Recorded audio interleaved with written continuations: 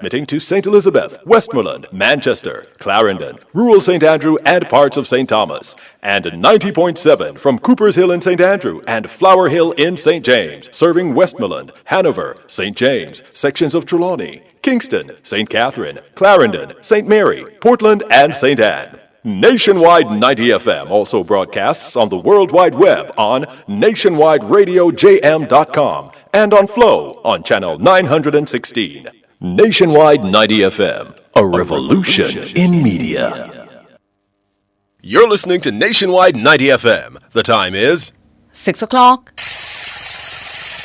From the studios of Nationwide Radio, morning radio the right way. It's Nationwide This Morning.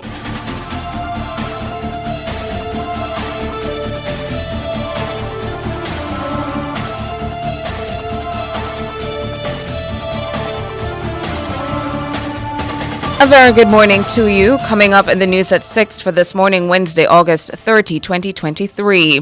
Finance Minister Dr. Nigel Clark says opposition leader Mark Golding is confusing statistics in an attempt to mislead the public about the current unemployment rate and poverty levels. And Dr. Clark notes that adding an additional 140,000 people to the employed workforce would have inevitably reduced poverty. JTA President Leighton Johnson says the late resignations of teachers in critical subject areas has left administrators desperate. Former head of Sissoko Superintendent Gladys Brown Ellis says that the issue of sexual assault by family members is a prevalent problem in Jamaica. In regional news, the edge of hurricane packing winds of 130 miles per hour as it bears down on Florida.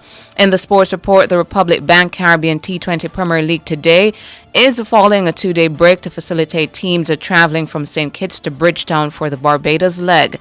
And in business, a U.S. judge has ruled that Burger King must face a lawsuit that alleges it makes its Whopper burger appear larger on its menu than it is in reality. The details after the break.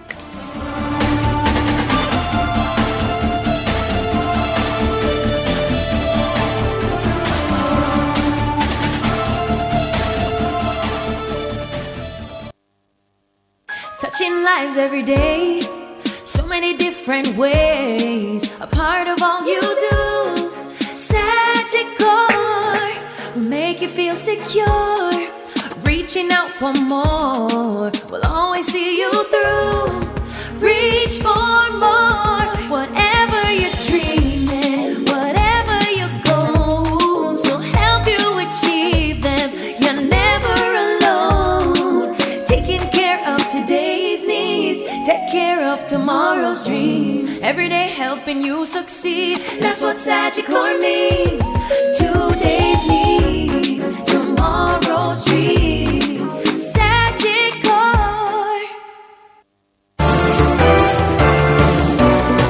Catch the first news of the day, a comprehensive package of local, international, sports, and business news. The news at 6 on Nationwide 90 FM.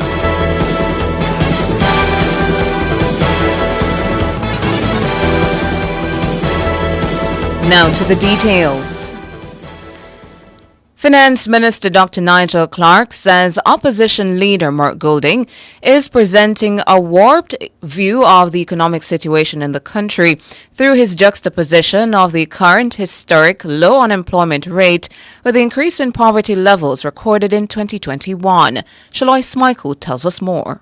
Speaking in West Portland on Sunday, the opposition leader said the Holness administration is presiding over a lopsided economy where the unemployment rate is low but poverty levels are high. They talk about unemployment at 4.5%, but it just shows you what a lopsided economy we have, where you can say you have unemployment at 4.5%, yet we have virtually no growth in the economy, 1% growth projected, and we have poverty going up. In 2021 it went up by 6% over where it was when previously measured. And since then, the COVID stimulus dry up, the cost of living gone up and up and up, inflation, and the government has not responded to cushion the crisis on the people. So we know poverty is worse than ever. But the finance minister has hit back, accusing Mr. Golding of confusing statistical measures in an attempt to mislead the public.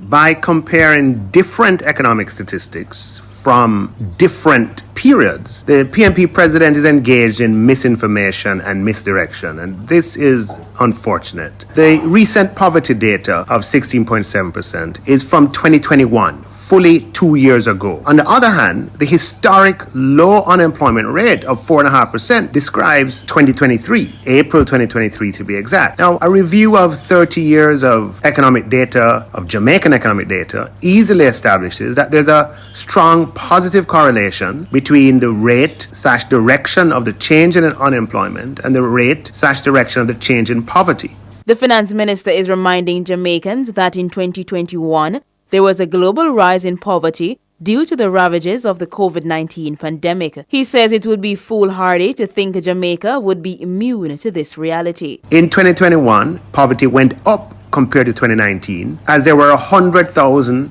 less people in jobs in 2021 as compared to 2019, a direct consequence of the COVID-19 pandemic. The poverty rate, which was 11% in 2019, which was the second lowest poverty rate in our history, came at a time when the unemployment rate, or the average unemployment rate, was also then the lowest in our history. The average for that year of 2019 was 7.7%. By 2021, the unemployment rate, or the average unemployment rate, if you average the 4 quarters, went up from an average of 7.7% in 2019 all the way over 10% in 2021, and poverty moved as well upwards. Minister Clark says the economy has performed well since restrictions were eased following the worst of the pandemic. I want you to imagine the stadium filled to capacity with spectators. Every grandstand seat taken. Every single bleachers seat taken. Then imagine 4 of those stadia right beside each other, similarly filled to capacity. That provides a visualization of the vast number of persons who have jobs in 2023 who did not have a job in 2021 when this poverty data was captured. Under these circumstances, it is clear to most reasonable people that poverty in 2023, where we have 140,000 more jobs than in 2021, is likely to be much lower today than in 2021. Shaloy Smichael for Nationwide News. Meanwhile, Dr. Clark notes that adding an additional 140,000 people to the employed workforce over the last few years would have inevitably reduced poverty. Put it another way, the impact of income in 2023 from employment that accrues to approximately 140,000 previously unemployed Jamaicans as compared to 2021, this income substantially supersedes the value of any government support applied or proposed. This is income accruing to Jamaicans in 2023 that didn't exist in 2021 when the reference poverty data was measured. The finance minister notes the rate of payments through poverty relief programs has also increased.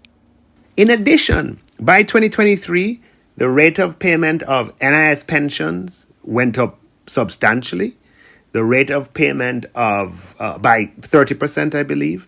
The rate of payment of PATH, the regular PATH stipends, went up by double digits. The rate of public sector pensions were also increased, and other payments made by the Jamaican state. In the final analysis, recovery of the economy and the strong job growth are antidotes that will most certainly have the impact of meaningfully reducing the 2023 poverty rate as compared with the 2021. As I've been saying, time will tell. Dr. Nigel Clark, Minister of Finance and the Public Service. He was speaking with the Nationwide News yesterday. President of the Jamaica Teachers Association, JTA, Leighton Johnson, says the late resignations of educators in critical subject areas has left administrators desperate. Mr. Johnson says this has left many schools to find creative ways to plug the gap. There are schools that are unable to fill critical vacancies at a few days before the official start of the new school year. Notwithstanding the fact that the Minister of Education has indicated that data coming from our teachers' colleges indicate that there are over 1,000 teachers at the disposal of school administrators to fill these vacancies. What we have seen now late resignations, principals have now had to grapple with finding additional teachers. And this is the real situation on the ground. Schools are now, in a desperate situation, and desperate times really call for desperate measures. He was reacting to a suggestion by President of the Jamaica Association of Principals of Secondary Schools, Linvern Wright, that these schools may have to engage sixth form students to teach certain subjects. The JTA president says it's good that the Ministry of Education launched the new job bank, which allows both teachers and administrators to shop for and fill vacancies. However, he notes that the timing of its launch has left schools scrambling. The ministry's new job bank was launched on Monday. Mr. Johnson says the schools in more remote areas also have to grapple with the loss of their experienced personnel to more desirable positions in urban centers. Schools have utilized the various social media platforms to advertise the different positions that are available in their school. And, as much as possible, you have teachers who are filling these positions. One of the dynamics that we have to work with is a situation where a teacher who is employed in a remote school, who would have had to relocate from his or her hometown or within the town areas of any parish, will now see opportunities in schools in the more urban areas, and teachers are, gravitating towards those schools. Leighton Johnson, president of the Jamaica Teachers Association. Meanwhile, past president of the National Secondary Students Council, NSSC, Jamal Hall, remains skeptical about how sixth formers could be used to assist in teaching. While not entirely against the move, he's questioning its feasibility. After much thought on it, it wouldn't be my first go-to, but then I have to think it wouldn't be anybody's first course of action. As the president of ATA said, desperate time calls for desperate measures. But I am, however, quite cautious and concerned as to how exactly they plan to introduce it to our students. I am hoping that this will be presented as an option, not an obligation to fill the gap, because, of course, it's not the responsibility of the student to be teaching their peers. Mr. Hall notes that the concept itself is not novel and has been practiced in a limited capacity in the past. However, he believes that this could place additional strain on students who are already facing their own academic challenges. I agree with all the benefits in terms of the learning experience and all the things that can be garnered, but my concerns are really with the introduction of it, because I do want to point out that the better students tend to be those students who have a higher academic responsibility than others. And it would be quite a shame or unfortunate if, as a result of us trying to help students, we put pressure on other students, causing a negative reaction. But I do think it's something that, if introduced properly and if done seamlessly, but I must say, gentlemen, this cannot be a permanent solution. Jamal Hall, past president of the National Secondary Students Council, he was speaking on Nationwide at 5 yesterday. Now, former head of the Center for Investigation of Sexual Offences and Child Abuse, SISOCA, Superintendent Gladys Brown Ellis, says that the issue of sexual assault by family members is a prevalent problem in Jamaica. She was reacting to allegations by Queen Ifrica that her father, Derek Morgan, sexually assaulted her several years ago. The reggae artist made the damning allegation in an Instagram Live on Friday, August 25. Jamaica should not say a lie she tell. The thing is, had it not been Queen Ifrica, I suspect you'd have heard many persons crying out, she's lying. That man would not do that to her. Her dad would not do that to her. But from my time at Sissoko, I can say to Jamaica that it is a prevalent thing, a regular thing. From where I come from in Clarendon and St. Thomas, Whitehall, St. Thomas, they call them family rounds. And it is a generational thing in many families where my father did it, my grandfather, and his brothers. So you have an uncle doing it because the dad did it, the grandfather did it. Superintendent Brown Ellis says that the fear of speaking to others about the assault they experience weighs heavily on victims of sexual abuse. Is a curse that has to be broken by getting rid of the silence. Men are allowed to get away with this, and especially family members, to get away with this kind of rape and incest because they believe they can get away with it through the silence of the victim. Do you know the burden that has taken off her mind, her soul, and her well-being? Do you know how much she may be sleeping better these days? Because it's a burden. Superintendent Gladys Brown Ellis, former head of the Center for Investigation of Sexual Offences and Child Abuse, SASOCA. She was speaking on Nationwide at 5 on Tuesday. Meanwhile, head of the Institute of Gender and Development Studies at the University of the West Indies, MONA, Dr. Karen Carpenter, says there are numerous reports of sexual abuse cases involving the nation's children.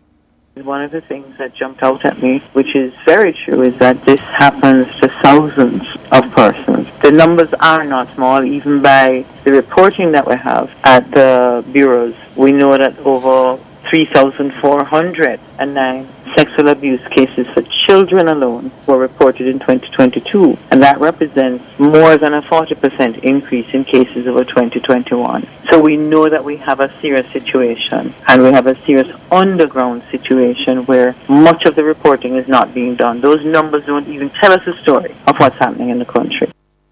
Dr. Carpenter was also reacting to the allegations by Queen Ifrica. She says victims of sexual assault tend to prolong telling others about their ordeal. Disclosure of any personal, intimate, traumatic nature takes time sometimes, and it can't happen in our time. It has to happen in a time that the person is ready to make that disclosure. People tend to incrementally tell the story, and if you have someone in therapy, you will realize that it takes a very long time for them to give you the full story. Few people come in and sit down in front of you as a stranger and simply blurt out their entire story, unless it happened yesterday. I want us also to look at the notion of the perpetrator. Often we want to focus on what the victim has experienced, and that is very important, but we also need to stem the tide of perpetration. Dr. Karen Carpenter, head of the Institute of Gender and Development Studies at the University of the West Indies, MONA campus. She was also speaking on Nationwide at 5 on Tuesday. Opposition spokesperson on housing and sustainable living, Senator Dr. Floyd Morris, is reiterating his call for the government to explain the impact its latest arrangement on mortgage financing will have on contributors. Under the arrangement, all contributors to the National Housing Trust, NHT, earning over $31,000 weekly who are seeking a mortgage must go to a private sector financial institution to apply for a loan. Dr. Morris says the situation is concerning. With all of this new arrangement, these are subject to change, and the NHT contributors who are going to be engaging in this new arrangement with the commercial bank are likely to end up at a disadvantage. And this is why we are cautioning and expressing our concern over this current arrangement, because from the face of it, it is likely to impact negatively on NHT contributors. Senator Dr. Floyd Morris, opposition spokesperson on housing and sustainable living. And that's it for the local segment of the news. Up next, regional and international.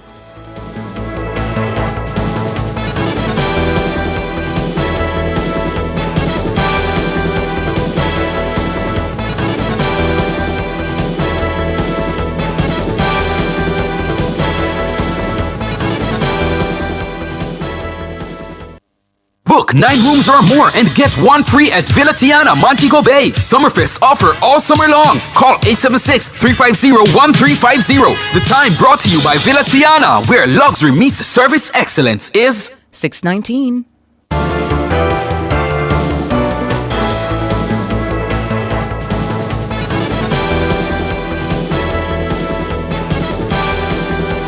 In regional and international news this morning, regional news, The Education Ministry in St. Kitts and Nevis has issued new grooming rules which allow students to wear afros, cornrows, and dreadlocks to school. The new rules will take effect at the start of the new school year in September. The hair restrictions were put in place to avoid discrimination based on hair and hairstyles. The ministry says the recommendations are intended to assist school leaders in creating a welcoming educational atmosphere while ensuring that students' access to education is not restricted. The new guidelines allow male and female students to wear traditional hairstyles, natural locks, afros, and cornrows. Hairstyles must not block other students' regular vision. Natural hairstyles, for example, afros or hairstyles for religious or medical reasons, must be handled to avoid visual obstacles. Haircut designs are limited to only 2 straight lines. Each line should not be longer than 10 centimeters or 4 inches. Extensions are exclusively available to female students. Extensions should not fall below the shoulders for safety reasons, especially in lab spaces. In international news now, in the United States, Hurricane Idalia has intensified into a dangerous Category 4 hurricane, packing winds of 130 miles per hour as it bears down on the state of Florida. The massive hurricane is expected to make landfall this morning on the state's Gulf Coast, with residents warned to flee and the National Guard prepping for rescues. The extremely dangerous storm is expected to strike the coast, linking Florida's Panhandle and Peninsula with damaging winds and life-threatening storm surge of up to 16 feet, still rapidly intensifying around 5 a.m., about 60 miles west-southwest of Cedar Key, Florida. Idalia also is now expected to stay a hurricane for longer. Hurricane warnings have been issued for southeastern Georgia and South Carolina. That's according to the Hurricane Center. A tornado watch is also in place for nearly 12 million people across central and northern Florida and southeast Georgia until 3 p.m. today. Coastal streets in places including Tampa, St. Petersburg, and Fort Myers Beach have already started experiencing flooding.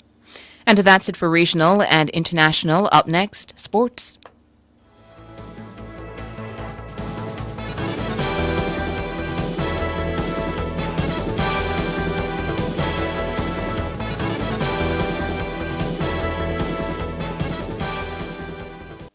At Health Connect Jamaica, our team of dedicated private clinicians and laboratories offer personalized medical services, including HIV testing and treatment and COVID-19 vaccination. We provide free or discounted services so that you can access the care you deserve without breaking the bank. Call us 876-669-7349 or visit our website at healthconnectja.com. This project is co-funded by USAID's Development Grant Program. NHD contributors. Now you can access your open market loans at Scotiabank, NCB, or COK Credit Union. If you earn $30,000 or more per week, visit any of these NHD partners and kickstart your application. Your regular NHD interest rate will apply. Other contributors and those receiving special grants will continue to apply at NHD offices island-wide. Visit nhd.gov.jm for details.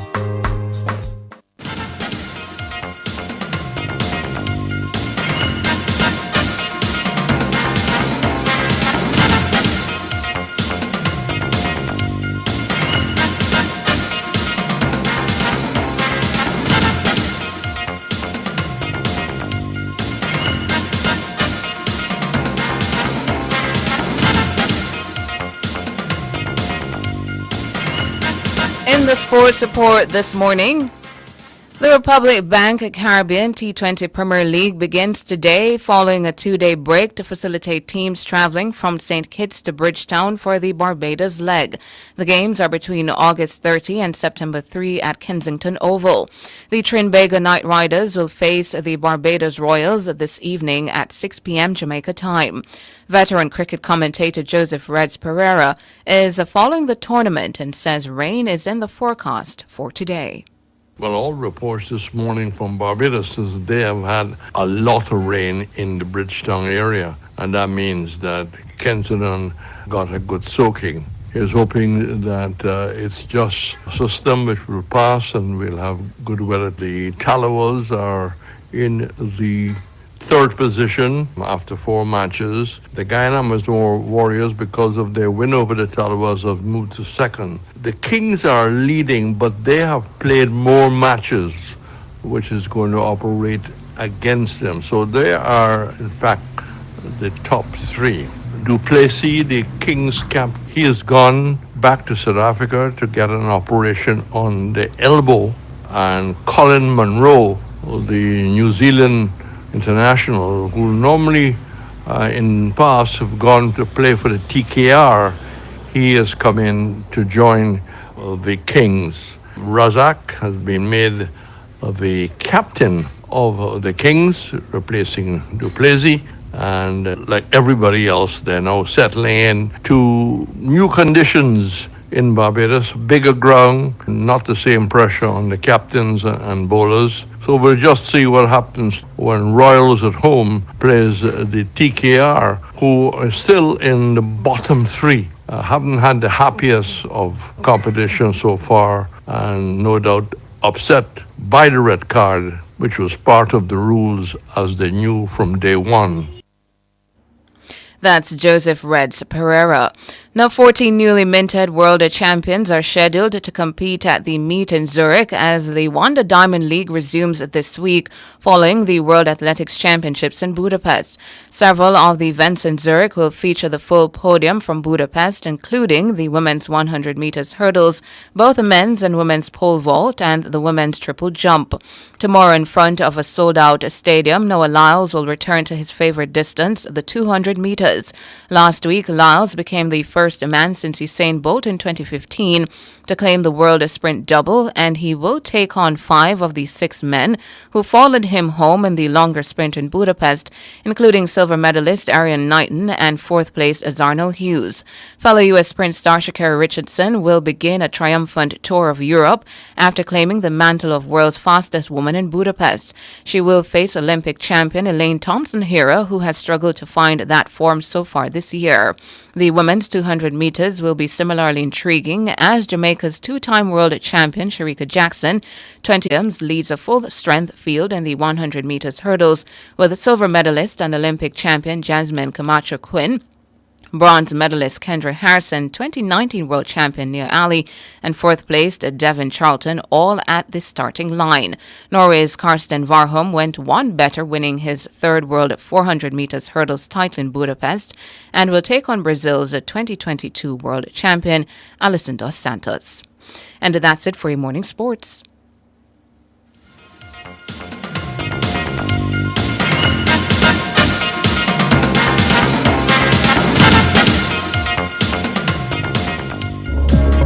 Mosquitoes can spread diseases such as dengue fever. Common symptoms of dengue include fever, severe headache, pain behind the eyes, muscle pain, joint pain, skin rash, nausea, and vomiting.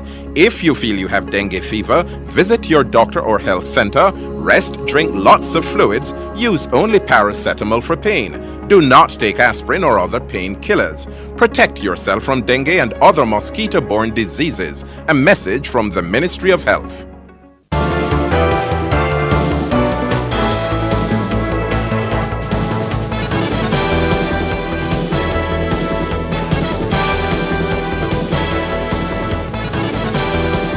In business this morning, a U.S. judge has ruled that Burger King must face a lawsuit that alleges it makes its Whopper burger appear larger on its menus than it is in reality. The lawsuit accuses the fast food giant of misleading customers by showing the burger with a meatier patty and ingredients that overflow over the bun. But Burger King has told the BBC that the plaintiff's claims are false. Rivals McDonald's and Wendy's what was actually served to customers. Burger King had earlier argued that it was not required to deliver burgers that looked exactly like the picture. In the ruling, U.S. District Judge Roy Altman said it should be left to jurors to tell us what reasonable people think. However, he dismissed claims that Burger King misled customers with its television and online advertisements. The UK's financial regulator has warned of an increasing number of scammers pretending to be watchdogs. The Financial Conduct Authority FCA said its impersonators aim to get people to hand over money or sensitive information such as bank account PINs and passwords. The public reported more than 7,700 instances of this type of scam to the FCA's contact center so far this year. The FCA said reports of this type of scam have more than doubled since 2021. It added that a common tactic used by fraudsters was to tell people they were owed compensation and then ask for bank details or processing fee to arrange payment. In foreign exchange trading now, the Jamaican dollar has lost 48 cents in opens trading today, selling for an average $155.76 against the benchmark U.S. dollar. The Jamaican has gained $1.55 in opens trading this morning, selling for an average $114.58 against the Canadian. And finally, the Jamaican dollar has lost $1.22 in opens trading today, selling for $196.07 against the British pound. That's it for business this morning.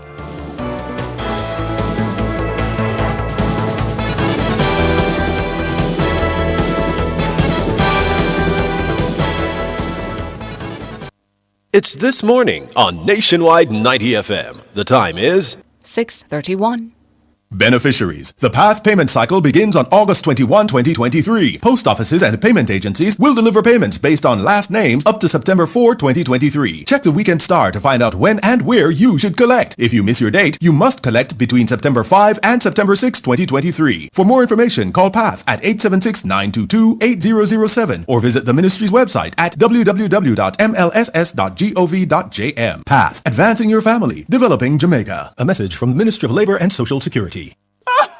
Charlie's cheating on me. What? He is? He texts his friend that Kathy is the best sleep he ever had in his life. Oh, Jody, he's talking about Kathy England mattress from Kemlani Mart. Oh, the same place we bought our tiles? Yes, Kemlani Mart. They have the best mattresses. And the best furniture, bathroom fixtures, and doors. And they're having a huge sale right now. So Charlie not cheating? Well, certainly not with Kathy England mattress. Well, I'm going to get a Kathy England mattress too. From Kemlani Mart, Manor Center and 77 King Street. I love this place, you see.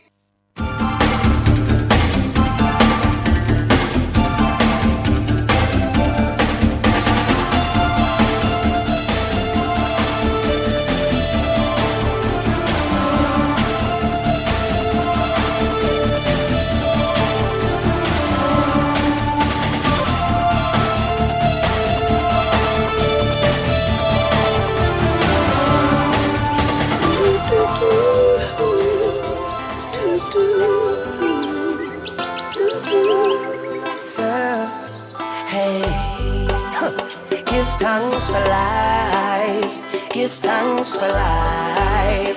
Oh, chimney, chimney. Today my rise like the sunrise, my bright and my upright. No one can broke my vibes. I may not care who I fight, I know I criticize. I'm on the higher heights. So you can say what you want to and do what you want to. It's no concern to me. Because I have my own vision, me dip on my own mission to rule my destiny. Oh, it's my day to do anything I want to. It's my time, and I'll use it any way I want to. It's my life, and I'm responsible for every action. It's all mine, my day, my time, my life. I beg you, easy now, give me some reason and don't invade my space. I'm in a different place, different face, moving on my way. So if you feel like a champion, then nothing can go wrong. This one is your song. Hey, put away your troubles, put away your worries, help me sing along. Oh, it's my day to do anything I want to. It's my time, and I'll use it any way I want to. It's my life, and I'm responsible for every action. It's all mine, my day, my time, my life. Out there, so I'm feeling alive, feeling a vibe, and nothing can stop me. I don't care what they think or what they say about me.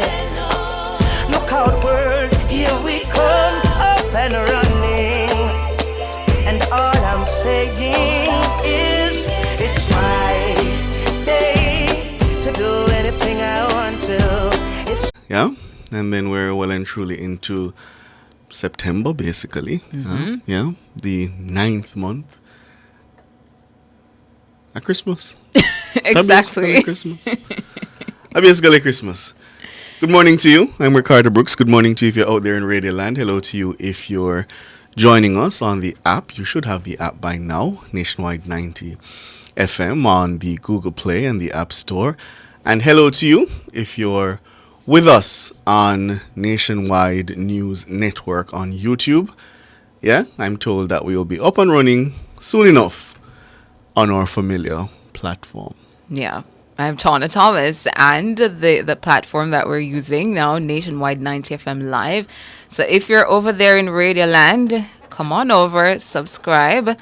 You can watch from our backup platform until we're back on the OG, the original platform, Nationwide 90 FM. But I like that, the OG. The OG, yeah, or original space. But we are streaming from Nationwide 90 FM Live. Nationwide 90 FM Live this morning. I know a lot of you from yesterday, you've reached out. I've given some guidance. You have been able to find Nationwide 90 FM Live. So just pass on the information.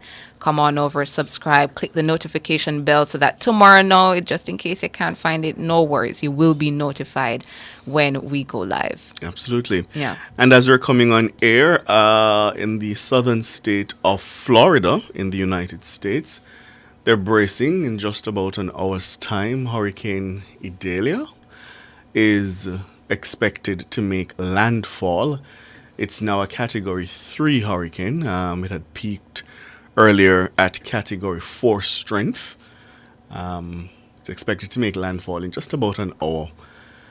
And so they're bracing there for that. So hopefully residents would have heeded those evacuation warnings. Yeah, and they've evacuated. And the hurricane will pass with as minimal impact as possible. Yeah. And we'll try to make contact as well with some of our friends over there in Florida in the impacted areas to find out how they're doing. We're trying to get that for you a little bit later, but we'll see how it goes. Yeah. As school is about to begin, resume, you know, I saw some of them in the students in tunic and khaki, and I had a little tense moment because I don't know, whenever you see them, traffic just appears, you know. Oh, yes. So I was bracing myself. The traffic didn't come, but I expect next week when they're out in their numbers, you know, that will happen. So yesterday in our production meeting, we have a daily production meeting here. George brought something to our attention. New hair and grooming rules, which are taking effect in St. Kitts and Nevis at the start of this academic year next month in a couple of days. And we're going to share the rules that St. Kitts and Nevis has come up with, because I think it's important as we here are having our consultation on our draft policy. And what St. Kitts has come up with is so clear, to the point, and simple. Page. Right, one page, very simple, and addresses the concern that we've had here in this country for so long now, and we talk around it and over it and under it, and nothing really changes. So we're going to read for you what St. Kitts has, and hopefully, you know, the powers that be at the Ministry of Education, whatever it is that they're consulting on, they could take a page from St. Kitts. So it says, the students of St. Kitts and Nevis are required to maintain neat and clean hair at all times. Traditional haircuts, natural afros, locks, and cornrows are permitted for female and male students. So just before you go on, Ricardo, pointing out there that if it is that you're a boy, you can wear cornrows to school as well. Yeah. And at 3, it says students' hairstyles must not obstruct the normal view of their classmates and friends. So natural hair such as afros or hairstyles that are due to regional or medical requirements must be managed to prevent visual obstructions of others. Yep. It says haircuts are restricted to 2 straight lines only, and each line must not exceed 10 centimeters or 4 inches in length. The extensions are allowed allowed for female students only, and for safety purposes, those extensions must not fall below the shoulders, particularly in lab spaces. So buns must not be wider than 10 centimeters or 4 inches, and extensions should match the natural hair color of an individual's, and students in preschools and nurseries are not permitted to wear rubber bands or hair extensions. It goes on to say unnatural hair color weaves or wigs are not allowed. But if a female student is suffering from any type of serious medical condition that causes hair loss, the student will be allowed to wear a wig. And for safety purposes, students in preschool to grade 2 are not allowed to wear beads. Male students of all classes are not allowed to wear beads either. And if a female student in 3rd grade or higher wants to wear beads, they must be secured to avoid eye contact. Hair accessories such as ribbons, bows, and ponytails should match the uniform color. Eyebrow lines, markings, and eyelash extensions are not permitted, and male students are encouraged to groom their facial hair, including sideburns and beards, and students may remove excess facial hair. Yeah. And finally, it says students need to follow all the safety guidelines for specialized rooms, including industrial shops, science labs, home economic centers, etc. And that has to do with, again, the length of the hair. Right. Again, I suppose you'd have to wear a hairnet. And that kind of thing. Yeah, don't want your extensions catching fire. Right. But no, if I could just go back to one, traditional haircuts, natural afros, locks, and cornrows are permitted for female and male students. These rules are very to the point, very clear. There's no ambiguity. There's no way you can wonder what's allowed or what's not. And I was saying, I attempted to make a defense in the production meeting. Heard you with the caveat coming, yes. As to why, it may be a little bit difficult to do it this way in Jamaica. But my colleagues, roundly rejected my defense and said what we need here, and I am now persuaded, just clear guidelines like these, just very clear guidelines like these. Yeah. You immediately know what's allowed, what's not allowed. Yeah. You read it and you don't have to think twice about what your child is allowed to do and what they're not. If you're going to wear the hair extensions, listen, don't wear anything that's all the way down to your ankles. Just kidding. But you know where it should be, at the shoulder. Yeah. So that's pretty clear. I bet that we're going to see an instance, at least one instance, where a child is locked out because of it. They're not wearing a tam, yeah. How much you want wager? I don't have to even wager. I agree with you. Yeah. I see, was it the Jamaica Youth Advocacy Network? I think it is, yes. Calling for sanctions should schools opt not to obey the new rules, just off on a frolic of their own. And I agree. Yeah. Central government can't issue directives or guidelines and then schools in their own wisdom just decide to do whatever they want. Yeah? That doesn't work. But we absolutely commend the rules in St. Kitts and Nevis for consideration. Very straightforward. And it addresses the concerns regarding discrimination as it relates to hair type and hairstyles that we've been grappling with here. So yeah, they might want to look at that. Yeah. And we have seen some of these very rules working in schools in Jamaica already. I think it was Manchester High, where they're allowing extensions. At Campion College for years. Yeah. Right? Yeah. And I can see how you'd have a lot of parents in Jamaica being a little bit concerned. Our kids can be a little problematic at times.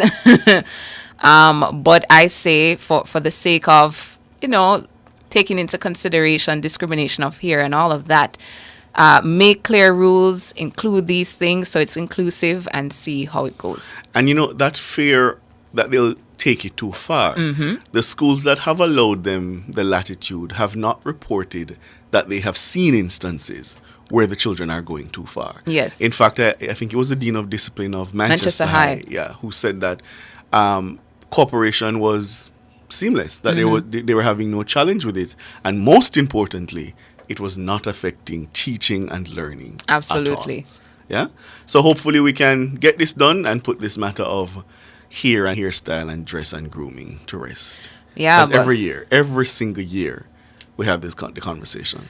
But it seems our grooming policy will take in more than just what applies for hair. Yeah. There will be I think I saw something about sweater. uniform, right, yes. And the color, I think needed to be right. Yeah. So But let's see once the consultation process is finished. Yeah. Mhm. What's the final document? But I'm wondering if we'll have access to the draft, because that is set to come in September. Will that be something that the public can consume, or is that being privately discussed? Because I imagine they're inviting comments on it. So it Yeah. has to be. How many pages that will be? 20 will it something be I hear. clear? 20 something. That's what I was told. Yeah. Wow. Mr. King, you wouldn't have a problem with the ball head. You wouldn't have a problem. Yeah. Yeah. I Yeah. agree. Mr. King say here don't make kids learn. Yeah. Yeah. Doesn't affect teaching and learning. That's what's on our minds.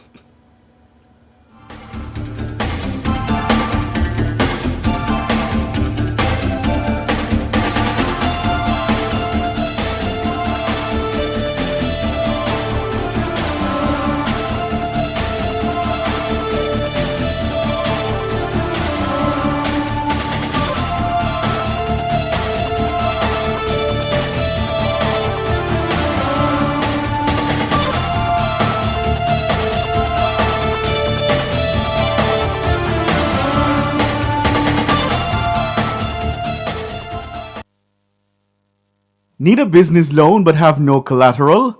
The DBJ's Credit Enhancement Facility can help. Call the DBJ or visit the website www.dbjcef.com. The time by the Development Bank of Jamaica is... It's 6:47. For all your electrical needs, visit ABC Electrical Sales. It stocks a wide variety of electrical supplies including plugs, switches, panel boards and conduits, plus energy-saving fixtures. ABC Electrical Sales stocks brands such as GE, Siemens, Philips, Cutler Hammer and Allen Bradley. It also offers free island-wide delivery just to suit your needs. Visit them at Shop 8 Hagley Park Plaza, Kingston 10, or call 754-371-45 or 754-382-528. ABC Electrical Sales, for a better choice in the electrical business. The Transport Authority wishes to advise the public that no cash is to be paid to any staff member, servant or agent acting or purporting to be acting on behalf of the authority for services offered by the Transport Authority. The Transport Authority is advising that all payments for its services must be paid via Visa debit or credit cards, Paymaster or Bill Express. Please be guided accordingly. A message from the Transport Authority. The Jamaica Customs Agency and the Passport, Immigration and Citizenship Agency are advising that as of September 1, 2023, air passengers to Jamaica must complete their Immigration Customs Passenger Declaration or C5 form online at enterjamaica.com. Air passengers, go electronic with C5. It's fast, safe and convenient. For more details, you may contact the Jamaica Customs Agency at 876-922-5140 and the Passport, Immigration and Citizenship Agency at 876-754-7422. Street Smart and the JUTC Morning Commute is brought to you by JUTC, your route to excellence. And JAA, keeping you mobile.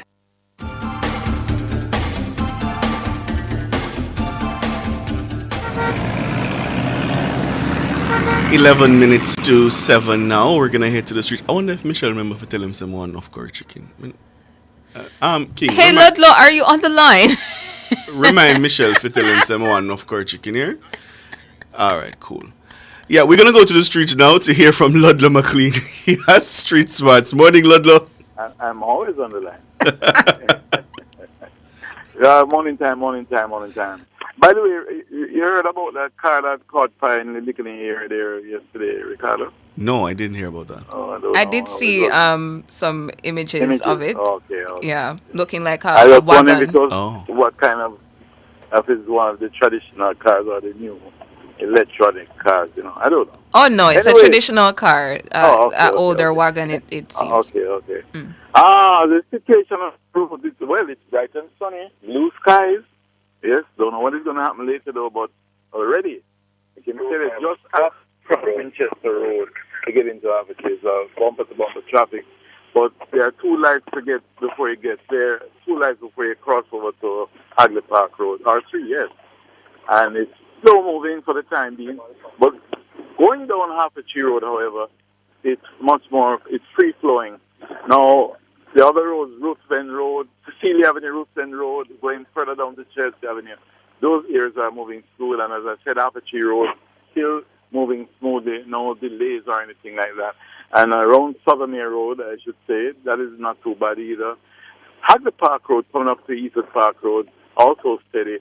And then coming around to the South Oden Avenue area, you're going to encounter some traffic as they make your way into Half-a-Tree Square. But on the outer skirts of the Hope Road, Olo Road, all these areas are enjoying good vehicular movement. It's also good in the New Kingston area, Trafalgar Road, going on to Holborn Road, Chelsea Avenue. So you don't have much of a problem there. But I can tell you, you're going to have some traffic coming from the Washington Boulevard, heading towards the 6 Miles area. And from 6 Miles, heading towards Washington Boulevard. And then towards Dunrobin Avenue, where already there is some build-up there. So lots of traffic to contend with. But I'm just wondering what is going to happen in the next 2 weeks from now. So there you go. Our first report for the morning until 7:15, 7:18. It's back to you, Ricardo. Thanks, Ludlow McLean there with Street Smarts. And you know, Tana, we're seeing images out of Florida. And already the flooding looks catastrophic, really. And this particular area, Clearwater Beach, I had seen a before image before the storm was coming so close. And it was a lovely beach. What we're seeing now, really, let's hope that they heeded the evacuation warnings. Lots of water coming ashore there. Yeah. The word of the day is coming up next. Street Smart and the JUTC Morning Commute was brought to you by JUTC, your route to excellence. And JAA, keeping you mobile. Your word of the day, spelled Z-E-D-O-N-K, spelled Z-E-D-O-N-K. Zedunk. Zedunk. Zedunk. Do you have any idea what this could mean, Ricardo? Zedunk? Zedunk. Think animals. Zedunk. A zebra brother. So it's the offspring of a zebra and a donkey. I'll take 50. Wait, the offspring of a horse and a donkey is called a mule? A mule. Oh, so this is the offspring of a zebra and a donkey. So a zedunk. Yeah. That's a very Let me see what that looks pairing. like. Can we get an image real quick, also, Jermaine, of what a zedunk looks like? Where would a zebra stumble upon a donkey to be mating? That's a good question. But your word of the day, zedunk, Z-E-D-O-N-K, and it means the offspring of a zebra and a donkey. And this word was first recorded between 1970 and 1975. And to use it in a sentence, the exotic animal farm always had at least 3 zedunks at one time, along with purebred zebras. Now, I feel like that's probably a deliberate human forced mating.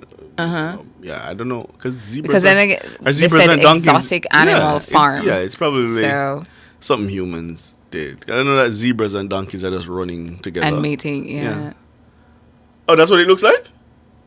That definitely looks like what you said. If you are on YouTube, you can see an image of the zedunk. It does look exotic. Yes. Almost like a unicorn kind of thing. Mm-hmm.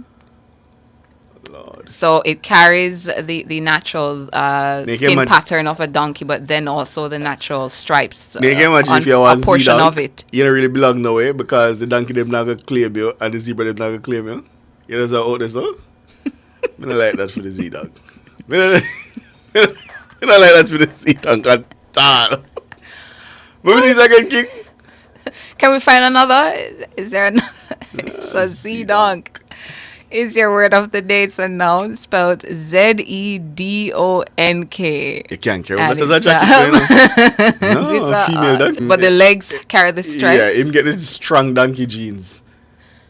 Yeah, him not get the balance. Him not get the balance at all. It's 4 minutes to 7. We go to the features. At the top of the hour, I'll have the news.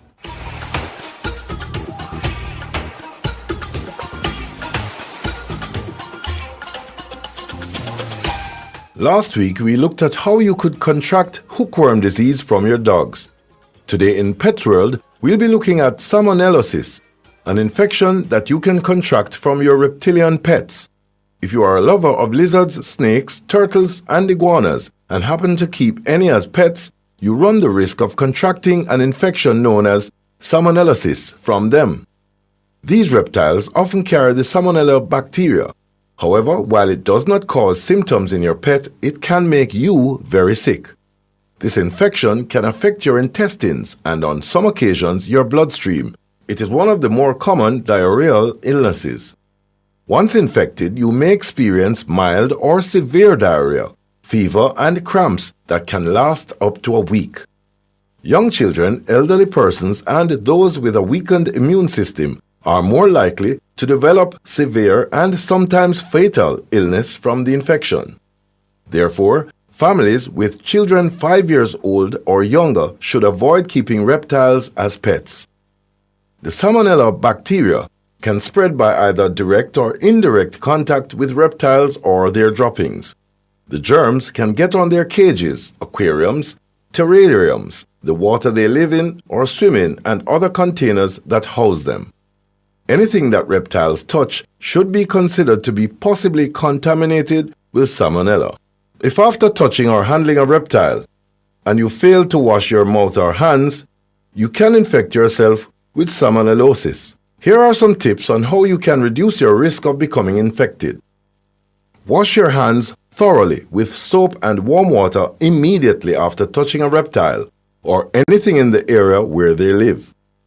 Adults should always supervise hand washing for young children. Keep reptiles out of homes with children younger than 5 years old or people with weakened immune systems. Do not touch your mouth after handling reptiles or amphibians, and do not eat or drink around these animals.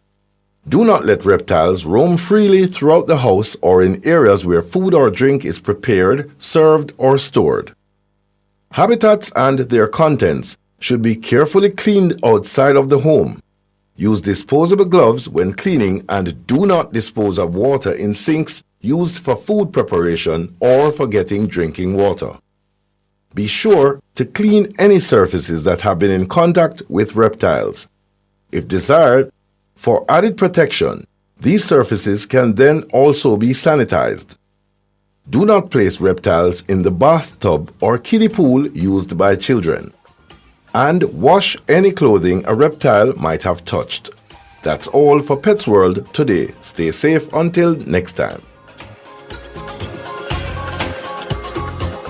Fearless and fair. Nationwide 90 FM.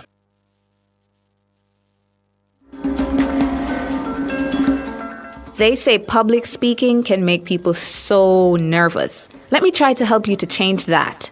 Lifestyle Pages starts now, and I'm Tana. When you're at the lectern, don't start speaking right away. Take a couple seconds to relax and observe your audience. Show up knowing in your head the information you're about to present must be heard, and deliver it. Make eye contact with members of your audience, as many as you can. Don't speak too fast. Take your time. Be conversational. You see all that nervousness you're building up? Turn it into excitement. And when you're done, thank your audience for listening and walk confidently from the stage. You did well. I'm Tana, and that was your Lifestyle Pages. Nationwide 90 FM, continuing the tradition of fair, fearless, and factual reporting. Are you struggling with mental health issues? Call the Mental Health and Suicide Prevention Hotline at 888-NEW-LIFE. The time brought to you by the Jamaica Information Service is... It's news time, 7 o'clock. If you need to build it, plumb it, weld it, pave it, or power it, National Supply has it. Get the best brands for the job at Jamaica's Industrial Hardware Superstore, Kingston Normal Bay. The temperature by National Supply is... It's 30 degrees Celsius here in capital city Kingston, 27 out west in Montego Bay. The most credible news in the morning. The news at 7 on Nationwide 90 FM. A very good morning to you. I'm Ricardo Brooks, and coming up in the news at 7 for this morning, Wednesday, August 30, 2023, Finance Minister Dr. Nigel Clark says Opposition Leader Mark Golding is confusing statistics in an attempt to mislead the public about the current unemployment rate and poverty levels. And Dr. Clark notes that adding an additional 140,000 people to the employed workforce would have inevitably reduced poverty. JTA President Leighton Johnson says the late resignations of teachers in critical subject areas have left administrators desperate. Former head of Sisoka Superintendent Gladys Brown Ellis says the issue of sexual assault by family members is a prevalent problem in Jamaica. In international news, Hurricane Idalia has made landfall in Florida with wind speeds of up to 125 miles per hour. The details after the break.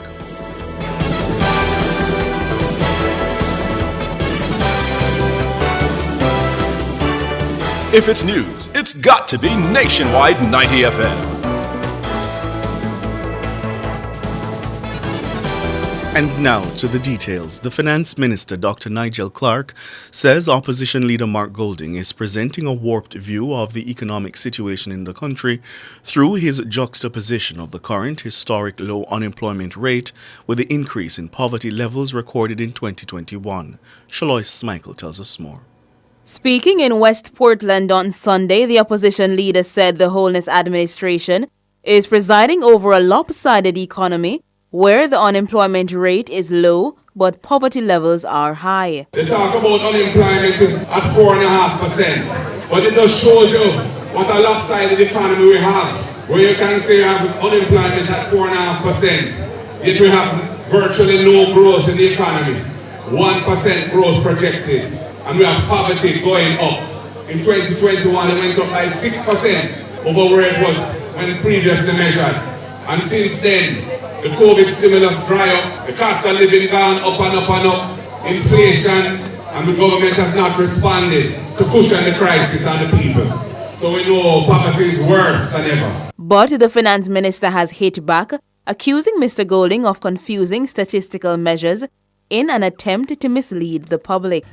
By comparing different economic statistics from different periods, the PNP president is engaged in misinformation and misdirection, and this is unfortunate. The recent poverty data of 16.7% is from 2021, fully 2 years ago. On the other hand, the historic low unemployment rate of 4.5% describes 2023, April 2023 to be exact. Now, a review of 30 years of economic data, of Jamaican economic data, easily establishes that there's a strong positive correlation between the rate/direction of the change in unemployment and the rate/direction of the change in poverty. The finance minister is reminding Jamaicans that in 2021, there was a global rise in poverty due to the ravages of the COVID-19 pandemic. He says it would be foolhardy to think Jamaica would be immune to this reality. In 2021, poverty went up compared to 2019, as there were 100,000 less people in jobs in 2021 as compared to 2019, a direct consequence of the COVID-19 pandemic. The poverty rate, which was 11% in 2019, which was the second lowest poverty rate in our history, came at a time when the unemployment rate, or the average unemployment rate, was also then the lowest in our history. The average for that year of 2019 was 7.7%. By 2021, the unemployment rate, or the average unemployment rate, if you average the 4 quarters, went up from an average of 7.7% in 2019 all the way over 10% in 2021, and poverty moved as well upwards. Minister Clark says the economy has performed well since restrictions were eased following the worst of the pandemic. I want you to imagine the stadium filled to capacity with spectators. Every grandstand seat taken. Every single bleachers seat taken. Then imagine 4 of those stadia right beside each other, similarly filled to capacity. That provides a visualization of the vast number of persons who have jobs in 2023 who did not have 1,000 more jobs than in 2021 is likely to be much lower today than in 2021. Shaloy Smichael for Nationwide News. Thanks, Shaloy. Meanwhile, Dr. Clark notes that adding an additional 140,000 people to the employed workforce over the last few years would have inevitably reduced poverty. Put it another way, the impact of income in 2023 from employment that accrues to approximately 140,000 previously unemployed Jamaicans as compared to 2021, this income substantially supersedes the value of any government support applied or proposed. This is income accruing to Jamaicans in 2023 that didn't exist in 2021 when the reference poverty data was measured. The finance minister notes the rate of payments through poverty relief programs has also increased. In addition, by 2023, the rate of payment of NIS pensions went up substantially. The rate of payment of, by 30%, I believe. The rate of payment of PATH, the regular PATH stipends, went up by double digits. The rate of public sector pensions were also increased, and other payments made by the Jamaican state. In the final analysis, recovery of the economy and the strong job growth are antidotes that will most certainly have the impact of meaningfully reducing the 2023 poverty rate as compared with the 2021. As I've been saying, time will tell. Dr. Nigel Clark, the Minister of Finance and the Public Service, he was speaking with Nationwide News yesterday, and the Finance Minister will join us later on the front page. President of the Jamaica Teachers Association, Leighton Johnson, says the late resignations of educators in critical subject areas have left administrators desperate. Mr. Johnson says this has left many schools to find creative ways to plug the gap. There are schools that are unable to fill critical vacancies at a few days before the official start of the new school year. Notwithstanding the fact that the Minister of Education has indicated that data coming from our teachers' colleges indicate that there are over 1,000 teachers at the disposal of school administrators to fill these vacancies. What we have seen now, late resignations, principals have now had to grapple with finding additional teachers. And this is the real situation on the ground. The schools are now, in a desperate situation, and desperate times really call for desperate measures. Mr. Johnson was reacting to a suggestion by President of the Jamaica Association of Principals of Secondary Schools, Linvern Wright, that schools may have to engage sixth form students to teach certain subjects.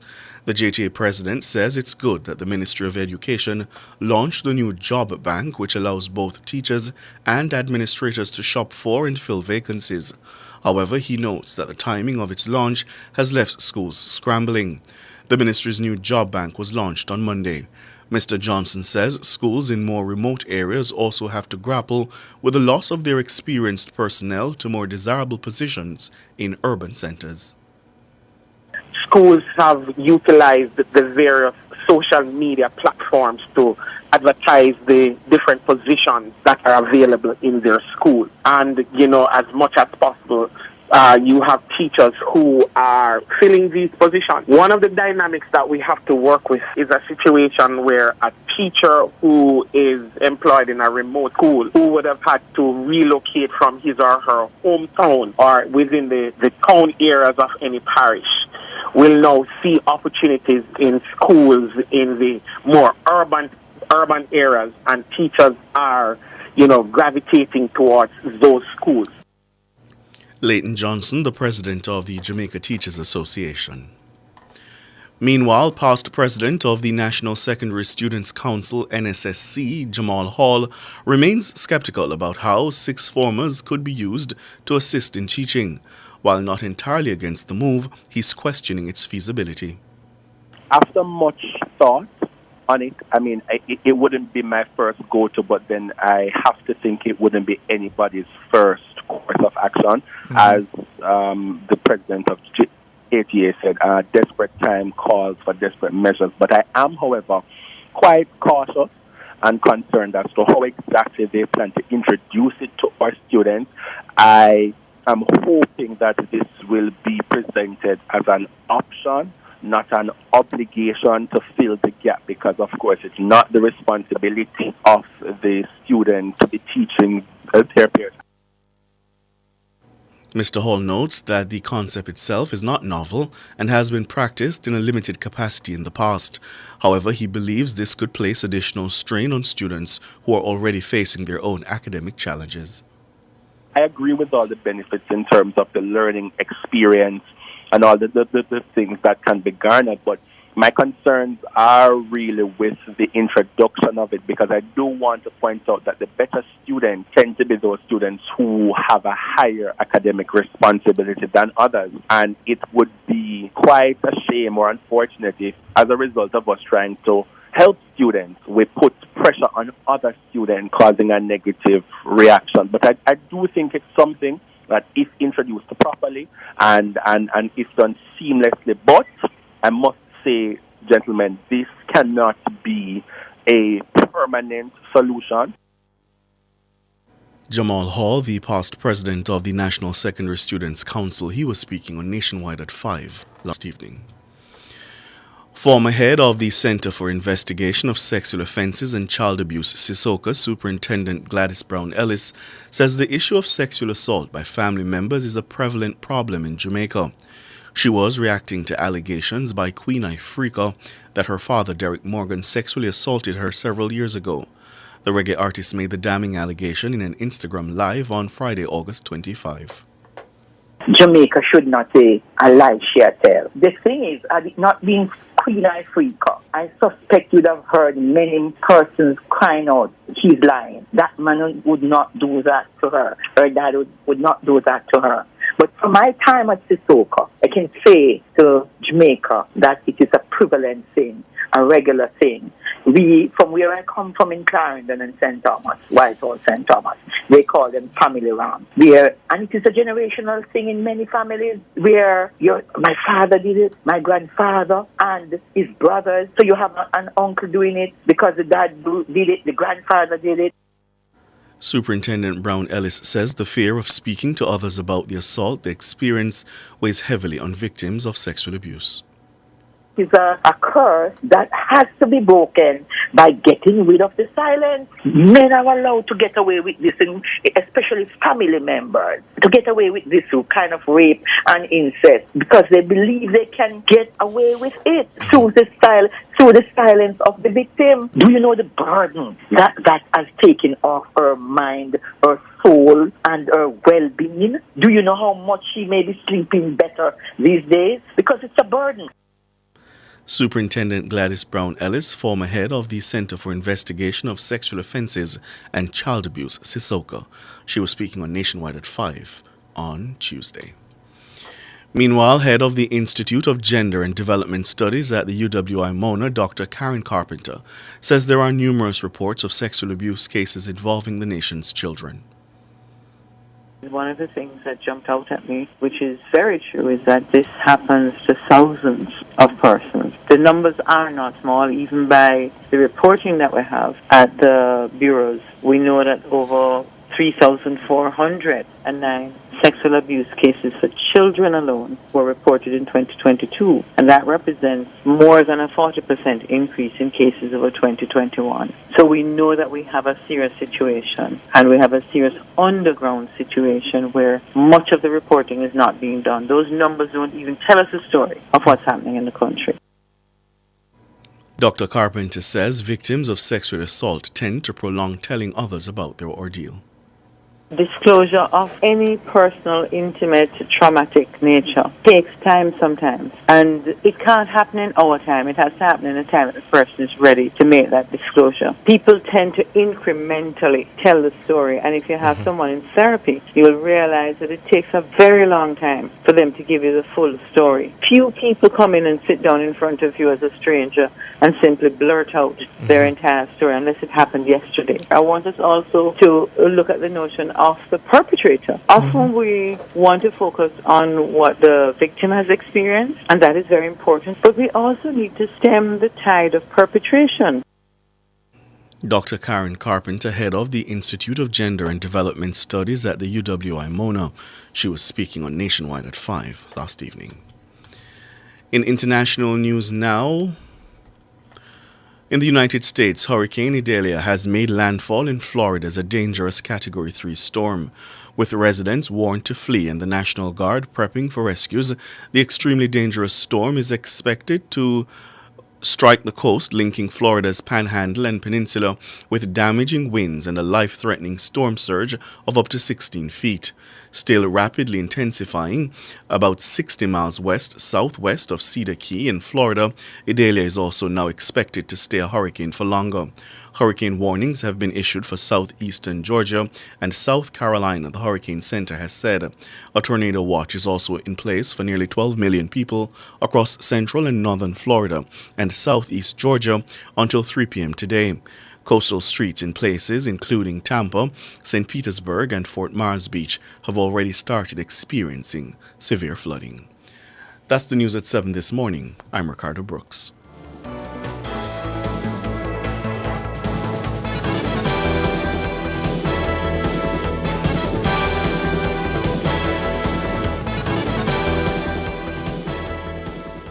You're listening to Nationwide 90 FM. The time is? It's 17 minutes after 7. The following hurricane tip is brought to you by Coast to Coast Concrete. Unplug laptops and other sensitive electronics to protect them and you from power fluctuations during the storm, as well as power surges that may occur when service is restored. The preceding hurricane tip was brought to you by Coast to Coast Concrete.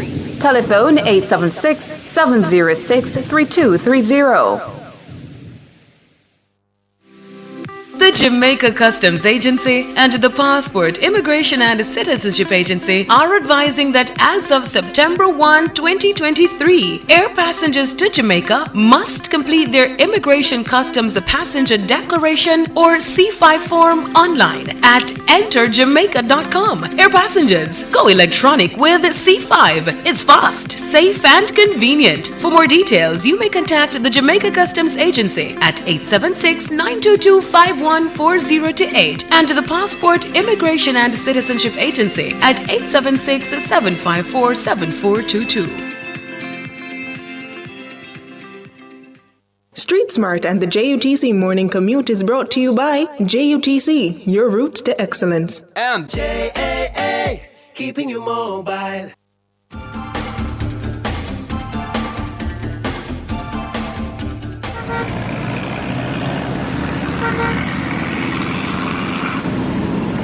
It's time now to head back to the streets for another update from Ludlow McLean. Here's Street Smarts. Morning again, Ludlow. In the morning again, Ricardo. In the corporate area, still pretty good going. What about Waterloo? It was still moving. Yes, it has traffic on the other road running parallel Kingsway. No problems. It's moving steadily going across the Hope Road.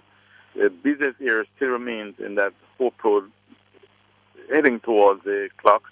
That's the busiest area. And coming down the Half a Tree Road and Half a Tree Square itself, total dynamic continues to have heavy vehicular flow coming off Eastwood Park Road.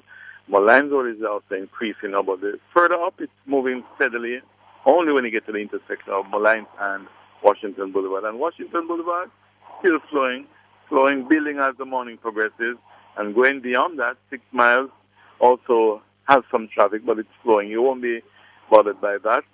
The eastbound side has much more traffic. The westbound side, however, going out has much more traffic.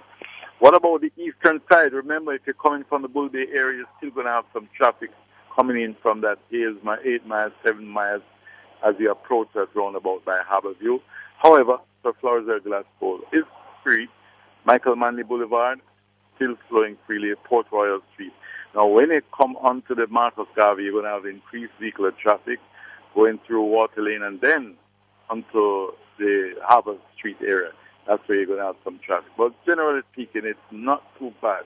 But remember, later on. Street Smart and the JUTC Morning Commute was brought to you by JUTC, your route to excellence. And JAA, keeping you mobile.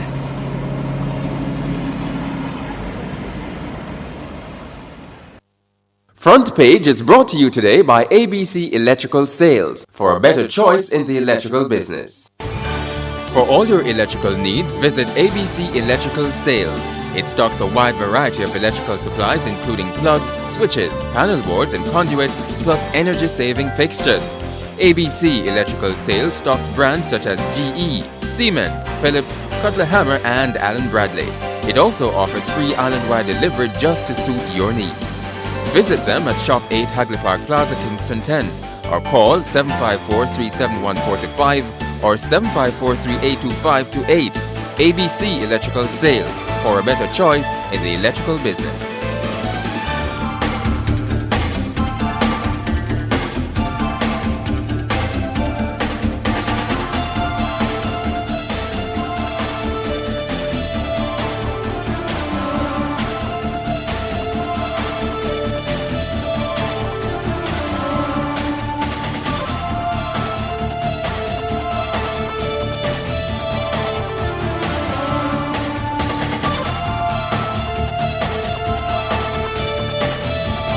Welcome back to Nationwide this morning. You're now tuned in to our discussion segment, The Front Page. Now, the Finance Minister, Dr. Nigel Clark, says opposition leader Mark Golding is representing a warped view of the economic situation in the country through his juxtaposition of the current historic low unemployment rate with the increase in poverty levels recorded back in 2021. Speaking in West Portland on Sunday, the opposition leader said the Holness administration is presiding over a lopsided economy where the unemployment rate is low but poverty levels are high. They talk about unemployment is at 4.5%, but it just shows you what a lopsided economy we have, where you can say you have unemployment at 4.5%, yet we have virtually no growth in the economy, 1% growth projected, and we have poverty going up. In 2021, it went up by 6% over where it was when previously measured. And since then, the COVID stimulus dry up, the cost of living gone up and up and up, inflation, and the government has not responded to cushion the crisis on the people. So we know poverty is worse than ever. But the finance minister has hit back, accusing Mr. Golding of confusing statistical measures in an attempt to mislead the public. The finance minister is reminding Jamaicans that in 2021, there was a global rise in poverty due to the ravages of the COVID-19 pandemic. He says it would be foolhardy to think Jamaica would be immune to this reality. In 2021, poverty went up compared to 2019, as there were 100,000 less people in jobs in 2021 as compared to 2019, a direct consequence of the COVID-19 pandemic. The poverty rate, which was 11% in 2019, which was the second lowest poverty rate in our history, came at a time when the unemployment rate, or the average unemployment rate, was also then the lowest in our history. The average for that year of 2019 was 7.7%. By 2021, the unemployment rate, or the average unemployment rate, if you average the 4 quarters, went up from an average of 7.7% in 2019 all the way over 10% in 2021, and poverty moved as well upwards. Dr. Nigel Clark, there, the Minister of Finance and the Public Service. He joins us now. Good morning, Dr. Clark. Good morning, Ricardo. Good morning, Tano. All right, Dr. Clark, I want to start there in that context you were setting there regarding the pandemic years, because I think it's important that we situate the discussion in its proper context for the people to understand. So let's start with that context. You seem to be crediting the increase to the ravages of COVID-19. Talk to us some more about that. Yes, Ricardo. So we will recall that prior to the pandemic, Jamaica experienced what was then record low unemployment of 7.2% in October of 2019, 7.3% in January of 2020, and within 4 months of that, we lost 150,000 jobs or thereabouts, over 100,000 jobs by July of 2020. Poverty, which would have come down to 11% in 2019, and let me remind listeners that that was the second lowest poverty rate recorded over the past 30 years, right before the COVID-19 pandemic. With the loss of jobs and the absence of income, poverty would have shot up pretty high in 2020. Now, we did not measure poverty in 2020 because it was impossible to do so under the COVID circumstances. We measured poverty in 2021. Now, had we measured in 2020, it's likely that it may have been even higher than 2021, and so 2021 represented an improvement. That's obviously a hypothesis. Mm-hmm. In 2021, and just so the public understands the base of the hypothesis, that's because in 2020 a lot of people would have lost their jobs. When you say that it was impossible to measure it, it's because the data collection couldn't have happened because of the restrictions. Because yes, okay. Data collection couldn't happen because we will remember the restrictions against movement. Okay, wouldn't have facilitated that. It wouldn't have been healthy to do so. Right. Mm-hmm. By 2021, we had 100,000 fewer jobs than 2019. If you take, say,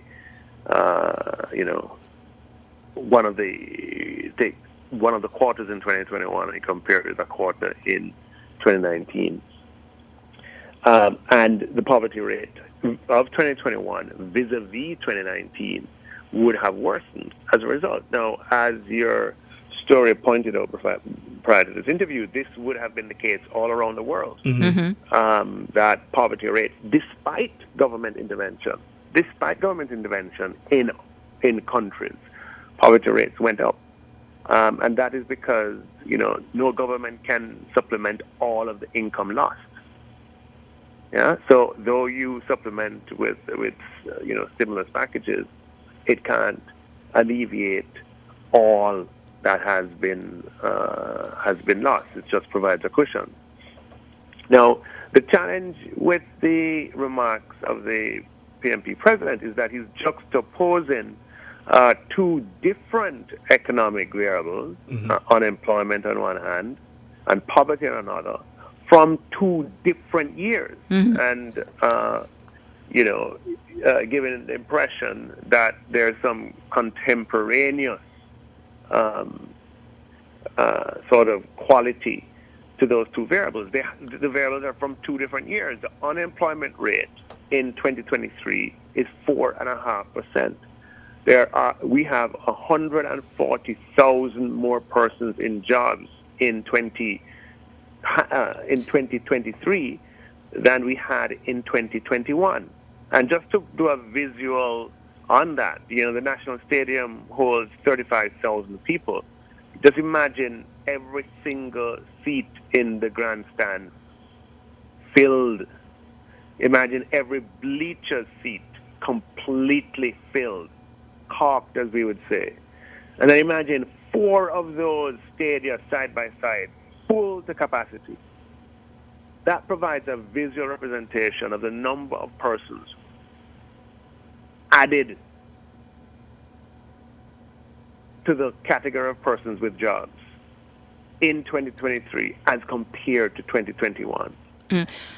Under those circumstances, it is most likely that poverty would have declined by an appreciable amount in 2023 vis-a-vis 2021. Time will tell. The measurements will come, hopefully by the end of next year or by some time in next year. I can't tell you exactly when.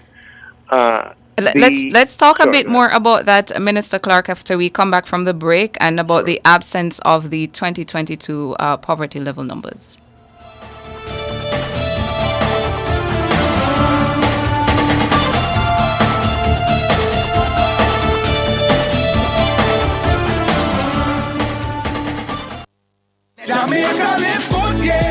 Give up every illegal gun. Call the police at 119 or Crime Stop at 311. The time by the Ministry of National Security is 29 minutes to 8. Glory Smart Gel Liquid Detergent, a revolution for laundry day. One small cap, one regular load. The temperature by Glory Smart Liquid Detergent is 29 degrees Celsius in Kingston, 28 out west in Montego Bay. Touching lives every day, so many different ways, a part of all you do. Sagicor will make you feel secure, reaching out for more, we'll always see you through. Reach for more, whatever you're dreaming, whatever your goals, will help you achieve them. You're never alone, taking care of today's needs, take care of tomorrow's dreams, every day helping you succeed. That's what Sagicor means. Today's needs, tomorrow's dreams.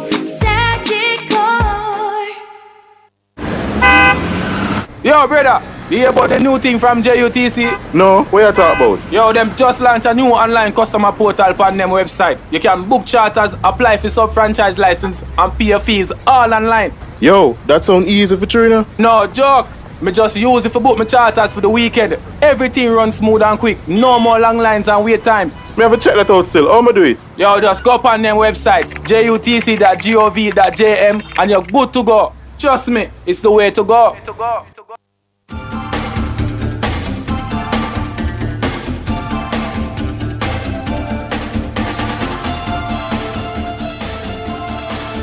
Welcome back to Nationwide this morning. We're speaking with the Minister of Finance and the Public Service, Dr. Nigel Clark. So, Minister, you have explained about the unemployment rate of now versus the poverty rate of 2021 and how you couldn't compare the two periods. So we've done that.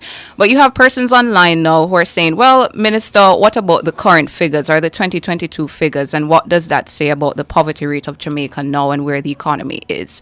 Are you able to say if there are numbers or projections as to the poverty rate now? Or 2022? The poverty rate is calculated by the Planning Institute of Jamaica on an annual basis from data provided by the Jamaica Survey of Living Conditions. That survey is done once a year, and the poverty figures are usually available in the year following that year. Now, we did not, the Jamaica Survey of Living Conditions, or the data collection for 2022 would have focused on census-related activities and getting ready for that. And so we, sorry, let me just, right. So we don't have poverty information for 2022, but poverty information for 2023 will become available, hopefully, within the calendar year of 2024. And why are you saying we don't have figures for 2022? Well, as I said, normally it would happen a year later. Okay. But in 2022, the focus was on the census. And that's not unusual. In 2011, when we last had the census, we did not measure poverty. That's not out of step with what has happened previously. Right. Dr. Clark, let's look at Mr. Golding's substantive criticism now. He says the government hasn't done enough to cushion the impact on Jamaicans, and he's been on that train of thought for a while now. You'll recall his proposal to spend $40 billion to broadly cushion the impact. Your response was that targeted intervention was being done. And you mentioned in that news story, for example, NIS, you mentioned path increases. But the argument, Dr. Clark, is that the Jamaican people aren't feeling those improvements. How do you respond to that? No, I don't think that's what. Again, the comments that are being made are comments that are comparing the 2023 unemployment rate with the poverty figures from 2021. And if you listen to his remarks saying that had you done stimulus, etc., the poverty rate in, we wouldn't be having poverty in 2023 or something to that effect.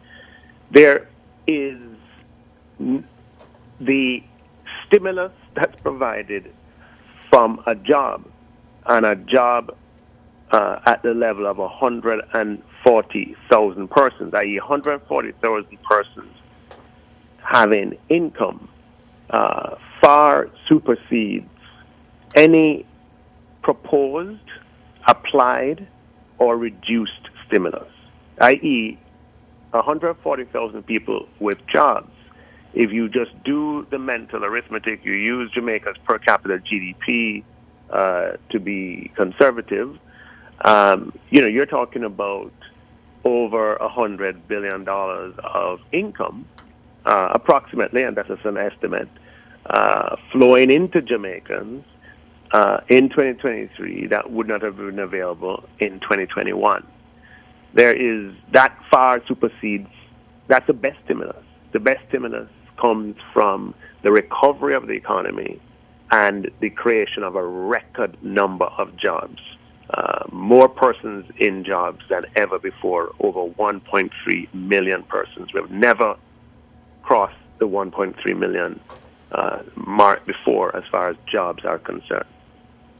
And the average Jamaican hearing, Dr. Clark says, yes, I hear you, Finance Minister, but boy, the inflation, it a beat me bad, right? Yeah, so and Ricardo, we have to I hear you on that point. No, and hold, just to say, Dr. Clark, it's not even just about hearing me on that point. I'm just trying to reflect to you what it seems the opposition leader is saying, that yes, the government pushes, and rightly so, the narrative that things are going in the right direction, but those at the bottom of the society are not feeling that. I think you're being very kind to the opposition leader there. That's not what I heard him say, but let me respond to that question. Right. In speaking about poverty, when we talk about the rate of poverty, we are making a quantitative assessment. The rate of poverty is determined by the by reference to the consumption level, i.e., persons who are consuming below a particular level are estimated to be poor. That's a technical measure of poverty. Now, what we are saying is that the number of persons who are consuming below that level is likely to be appreciably lower in 2023 than in 2021. There's a difference between that objective criteria and how someone might feel as from cost of living increases, right? So one may feel, due to the movement in prices, one might feel, oh my God, things are not, prices have moved. But it doesn't mean that one is poor by by the definitions of poverty. You understand what I'm saying? So I do understand what you're saying, but isn't that the challenge the government faces, though? That how people feel when they go to the supermarket, for example. Mm-hmm. Yeah, so just separating those two first. That's the first point. That if we want to talk about levels of poverty, then we have to, I think we have to stick to the definition of poverty. Now, let's talk about feeling. I absolutely concede that in an environment, the environment that we've been through, certainly, with the rise in inflation in 2022, that has been a very uncomfortable feeling. We went through 5 years of low single-digit inflation, and then what would have seemed like all of a sudden, we went through maybe 18-month period of elevated inflation, and that does not provide a good feeling. And the government has responded with a raft of measures, some of them temporary, some of them permanent, and there's no stimulus better than a permanent adjustment. But you will recall that, permanent adjustments would have included an increase in NIS pension of over 30%, an increase in the payment in the stipends that are associated with the PASS program, an increase in the minimum wage, the largest increase in the minimum wage ever at one time done in Jamaica, an increase in the other sort of floors. And then we would have had measures inclusive of, grants to persons who were on NIS at the lower rungs of the NIS income ladder. We would have had, temporary measures of support to persons on social pension, temporary measures of support to persons on PASS. Going into 2022, we would have had the program where we supplemented or contributed to persons' light bills. Over nearly 400,000 households benefited from that program, where the government made the contribution directly to the JPS. And you're satisfied that the state bureaucracy has been able to deliver those benefits, pass those benefits along in the way that you intend to the people of Jamaica in a way that is efficient so that they can start to feel it. You're satisfied that that's happening? Yes, and what I'm projecting is that we're going to see that with a decline in the rate of poverty when the data comes out for 2023. That is what I'm saying. I'm saying that the poverty rate. No, I would obviously also say that I can't determine what that poverty rate is going to be with 100% degree certainty. Right. But I'm saying to you that in all likelihood, the poverty rate in 2023 will be, appreciably lower than what was recorded in 2021, and it supports that would support the policies implemented by the government to address the impact of the crisis, inclusive of growth in the economy that led to a recovery, as well as the substantial growth in jobs. And just going back on it again, Mr. Clark, because it seems that Mr. Golding really doesn't believe this, because his argument is that because of the removal of COVID stimulus and the cost of living inflation crisis, he's saying that the poverty rate is going to go up. Well, time will tell. Let's not argue about something that's going to be measured anymore. I mean, time will tell, and I hope you'll pull up those clips and you'll see who is correct.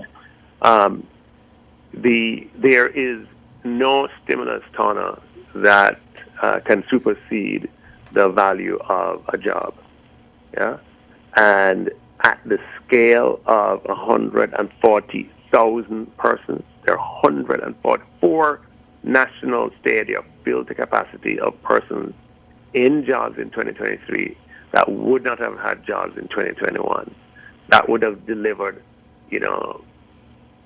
by, if you were to just use Jamaica's per capita figures as an estimate, over $100 billion of new income to Jamaicans in 2023 that they wouldn't have had in 2021. Now, each of those 140,000 persons who have a job in 2023 who did not have a job in 21, they have an aunt, or they have they have parents, they have children probably, they have brothers, sisters. That 140,000 persons with jobs probably have an impact on 500,000 persons who are their relations. So the impact of income coming into the 140,000 and their communities multiplied, 400, 500,000 would have a tremendous impact in alleviating the absence of income that would have existed prior to, when those jobs were not in place. Mm-hmm. And there is no amount of stimulus that can be compared to the tremendous volume of income flow that is being experienced by virtue of that substantial increase in the income earning of Jamaican persons. Want to ask you finally, Dr. Clark, from where you sit, do you think there's anything else that government can do, to borrow from Mr. Golding, to cushion the impact? We're always innovating and coming up with new programs to impact persons from different stations in life, and we will continue to innovate. We'll continue to innovate. I mean, I think you've seen we've had, over 35 to 40 programs over the past 2.5 years or past 3 years that have acted or provided cushions to the crisis experienced by Jamaicans as a result of the COVID-19 pandemic. Dr. Nigel Clark is the country's Minister of Finance and the Public Service. We appreciate your time as always, Dr. Clark. Thank you so much. Thank you for having me. No problem. Take the break and come back with more.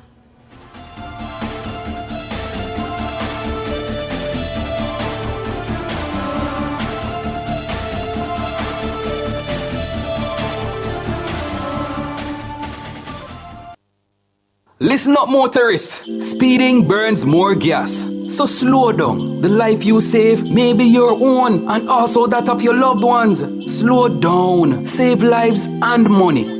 The time by the Insurance Association of Jamaica is 7:47. At Hawkeye, our mission is to deliver cutting-edge security solutions to help you keep track of the things you value most. The temperature by Hawkeye is... Mr. King says it's 30 degrees Celsius in Kingston, 29, he says aggressively, in Montego Bay. Airport, drop off, pick up, towing, service, fuel, top up. We're more than roadside assistance. We'll carry you the distance with JAA. Safety is our mission. When your car one license and pass, yeah, we will do that fast. White glove service with special occasions. Even a chauffeur. When you want to live large with JAA membership, increase the comfort, reduce the risk. JAA, keeping you mobile. My Mega With so much to do in one location, make Megamart your one-stop shop. Pick up your groceries and houseware needs, grab a bite and pay some bills. Fill your prescriptions and see the beauty products in our pharmacy. All in one amazing location. My Megamart, the best value by far.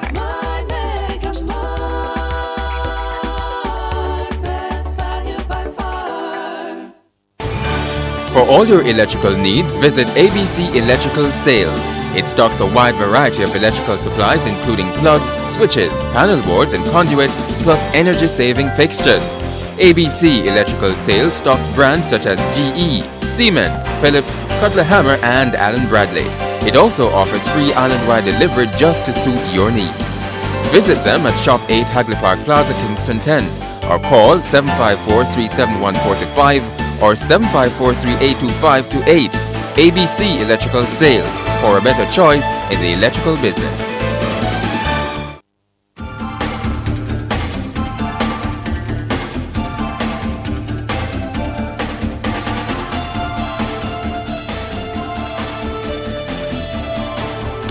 Welcome back to Nationwide this morning, and we'll record a little bit later some more on the interview we just had with the Minister of Finance, Dr. Nigel Clark. But can I just say facts matter, though?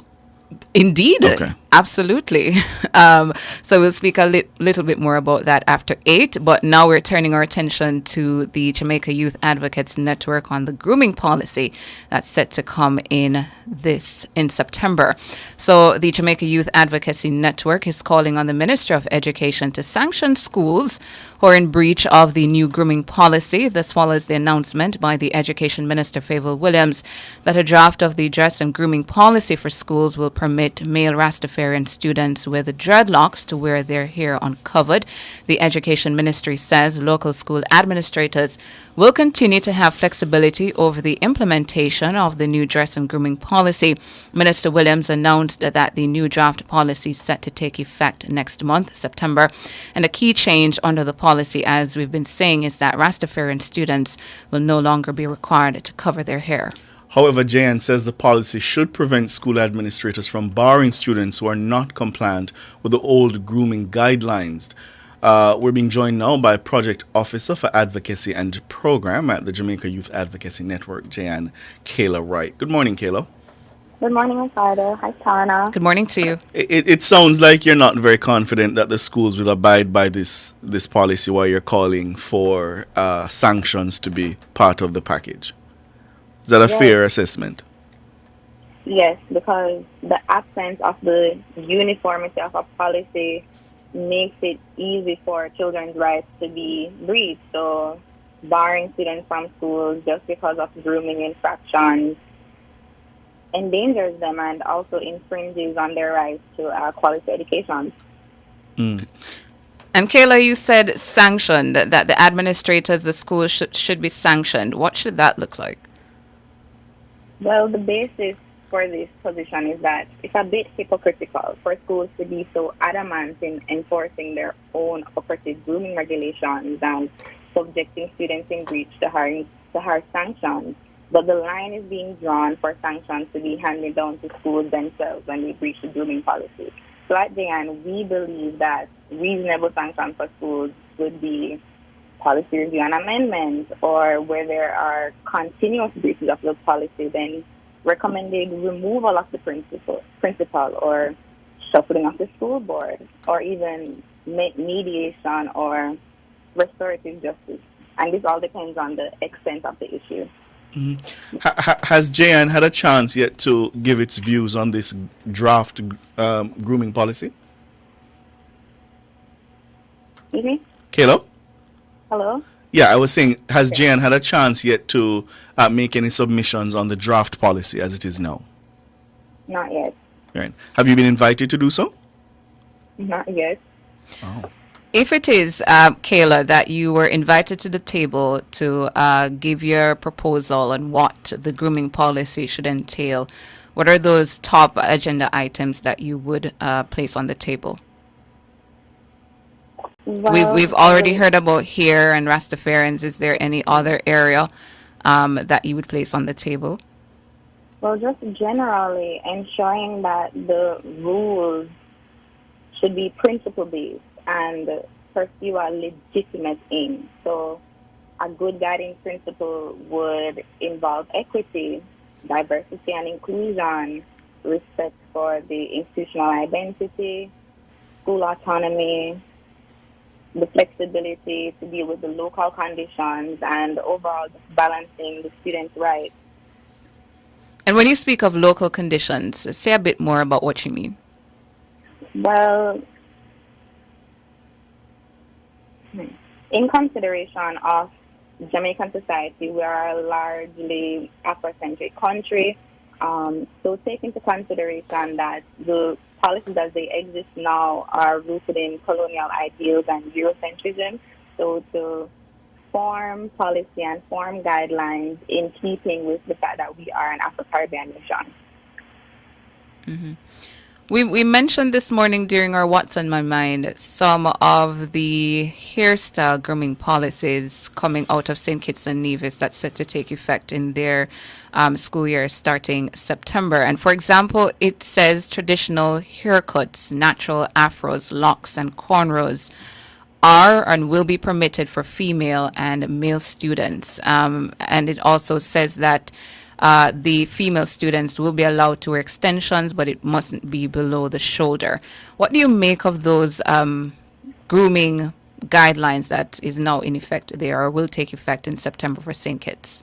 Yes, Is this something that our education ministry should be considering in our draft policy? Yes, definitely. Very progressive and very reasonable for the most part. So our policymakers can definitely implement comprehensive and progressive thinking to add on to the progress that we've already made so far. Mm-hmm. And Kayla, we've all been through the school system here in Jamaica. When you're looking back now at some of those common breaches that would be in our institution, what comes to mind? That deans of discipline and administrators would cite children for, what comes to mind and needs to be addressed? Well, a big one is obviously barring students from school. We, again, don't believe that endangering students should be an appropriate form of discipline for them. Rather, they can explore in school forms of discipline. And that would look like maybe detention, maybe even counseling and mediation, and even inquiries by the school staff into reasons for non-compliance with the policy. Kayla, there's a concern among some that, should we liberalize the rules here in Jamaica, then our students will go too far, yeah? And it will aid the indiscipline in our schools. How do you respond to that? I think at JAN, we believe that that's baseless, especially because an argument is that such liberal views will hinder academic performance. We don't believe that there's a correlation between grooming, school grooming, and academic performance. So I think that's a non-progressive way of thinking, and it's also stifling individuality and the expression of our students.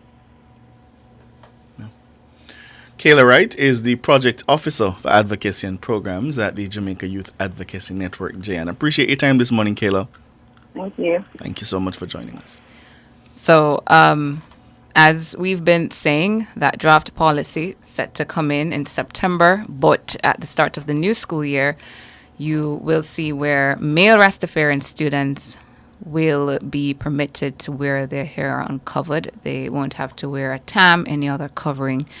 And we'll be seeking to see what else is in that draft policy, what it says about other hairstyles, the wearing of extensions, cornrows perhaps, if that is in there, we will see. And what it says about uniform and colors and hair accessories, all of that. We anticipate to see what will be in that draft policy that's set to come in September from the Education Ministry. But interesting that a group like JAN wouldn't have been invited yet to give a view on it.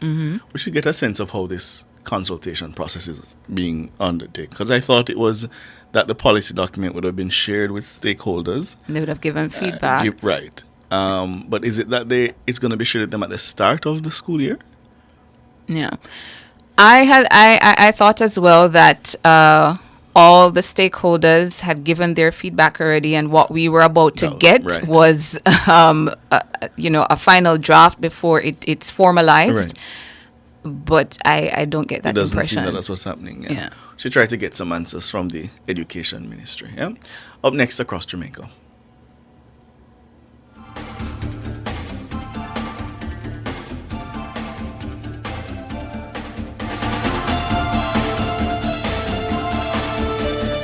Front Page was brought to you today by ABC Electrical Sales for a better choice in the electrical business.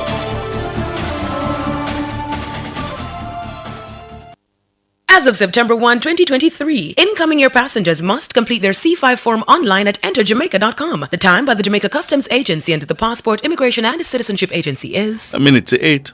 Seeking expert advice for property management, renovations, maintenance, sales, or project management? Call WPL at 876-922-4246. The temperature by Wicon Properties Limited is... It's 30 degrees Celsius here in capital city Kingston. It's 29 out west in Montego Bay. Across Jamaica is brought to you by the Contractor Center. We provide solutions for everyday challenges. From the mountainside to seaside, countryside to townside, inside and outside, it's Across Jamaica this morning.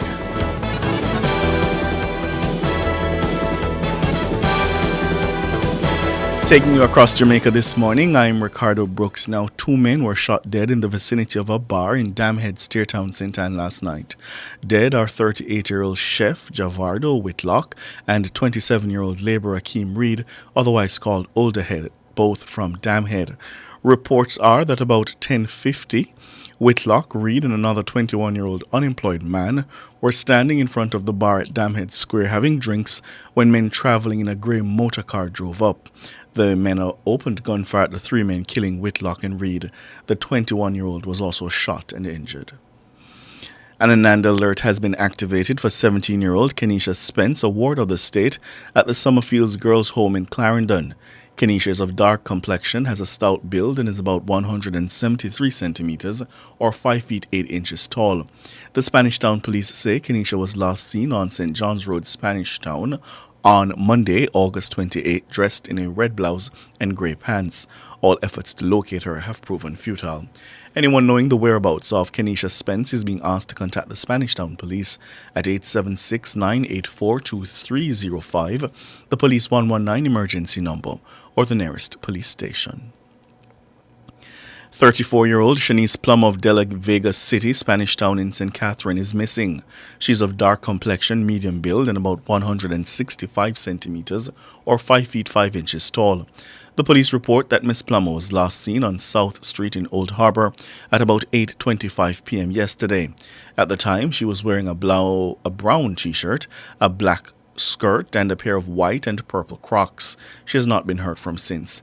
Anyone knowing the whereabouts of Shanice Plummer is being asked to contact the Old Harbor Police at 876-983-2255, the Police 119 emergency number, or the nearest police station. Also missing is 51-year-old Peter Roy Mackenzie of St. John District in St. James. Mr. Mackenzie, who is of dark complexion, has a slim build and is about 167 centimeters or 5 feet 6 inches tall. He's been missing since Wednesday, August 23. The Granville Police report that Mr. Mackenzie was last seen in the St. John District. His mode of dress at the time he went missing is unknown, and he has not been heard from since. Anyone knowing the whereabouts of Peter Roy Mackenzie is being asked to contact the Granville Police at 876-9952-3337, the Police 119 emergency number, or the nearest police station. Finally, across Jamaica this morning, approximately 70 students in St. Ann Northwest were awarded education grants and book vouchers during the constituency's third annual award ceremony at the St. Mark Anglican Church in Brownstown on Sunday. The top performing students in this year's primary exit PEP exams, representing schools across the constituency, were awarded, and tertiary students received grants. The top girls and boys from 8 primary schools who excelled in their PEP exams were each awarded a trophy and a book voucher valued at $15,000.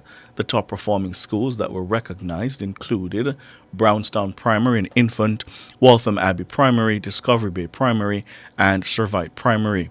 More than 100 PEP students have been recognized since the inception of the awards ceremony. Students enrolled at several tertiary institutions, including the Northern Caribbean University, the University of the West Indies, Sigma College of Nursing and Applied Sciences, and Church Teachers College, were each awarded grants valued between $30,000 and $50,000. That's across Jamaica this morning. I'm Ricardo Brooks. Across Jamaica was brought to you by Contractor Center. We provide solutions for everyday challenges.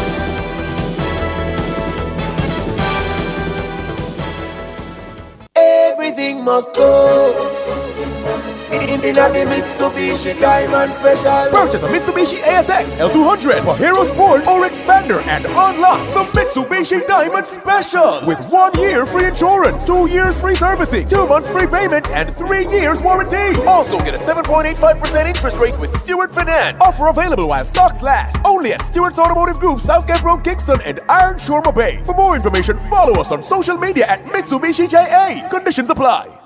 NHD contributors. Now you can access your open market loans at Scotiabank, NCB, or COK Credit Union.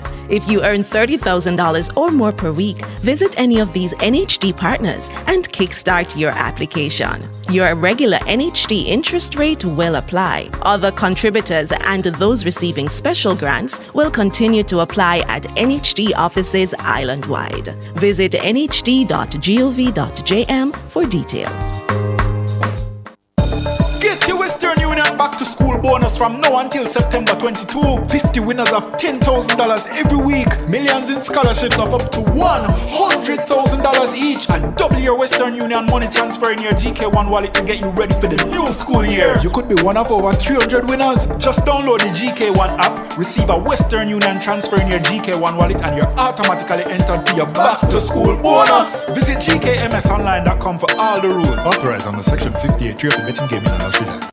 Ezekiel, see one total tools truck a back up in the yard, yeah? Oh man, it's a surprise. 3 brand new piece of equipment with this buy from Total Tools. What you say? Some brand new equipment? A free one? Thank God. Yes, we rent, we repair, and now we buy with one tools from Total Tools. Total Tools Sales, Main Street, Ocho Rios and the Slipe Road, Kingston, offering the best after-sales service. Call 876-908-0667 or 876-994-1653. Total Tools. The following hurricane tip is brought to you by Coast to Coast Concrete. Turn refrigerator and freezer to coldest settings. Only open when absolutely necessary and close quickly. The preceding hurricane tip was brought to you by Coast to Coast Concrete. Telephone 876-706-3230. Fit Nation is brought to you by Express Fitness 24/7. Your goal is our mission.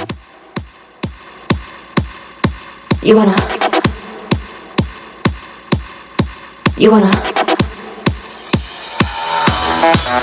hot body? You want a Bugatti? You want a Maserati? You better work. You want a Lamborghini? Sip martinis, look hot in a bikini. You better work. You wanna live fancy, live in a big mansion, party in France. You better work. You better work. You better work. You better work. Now get to work.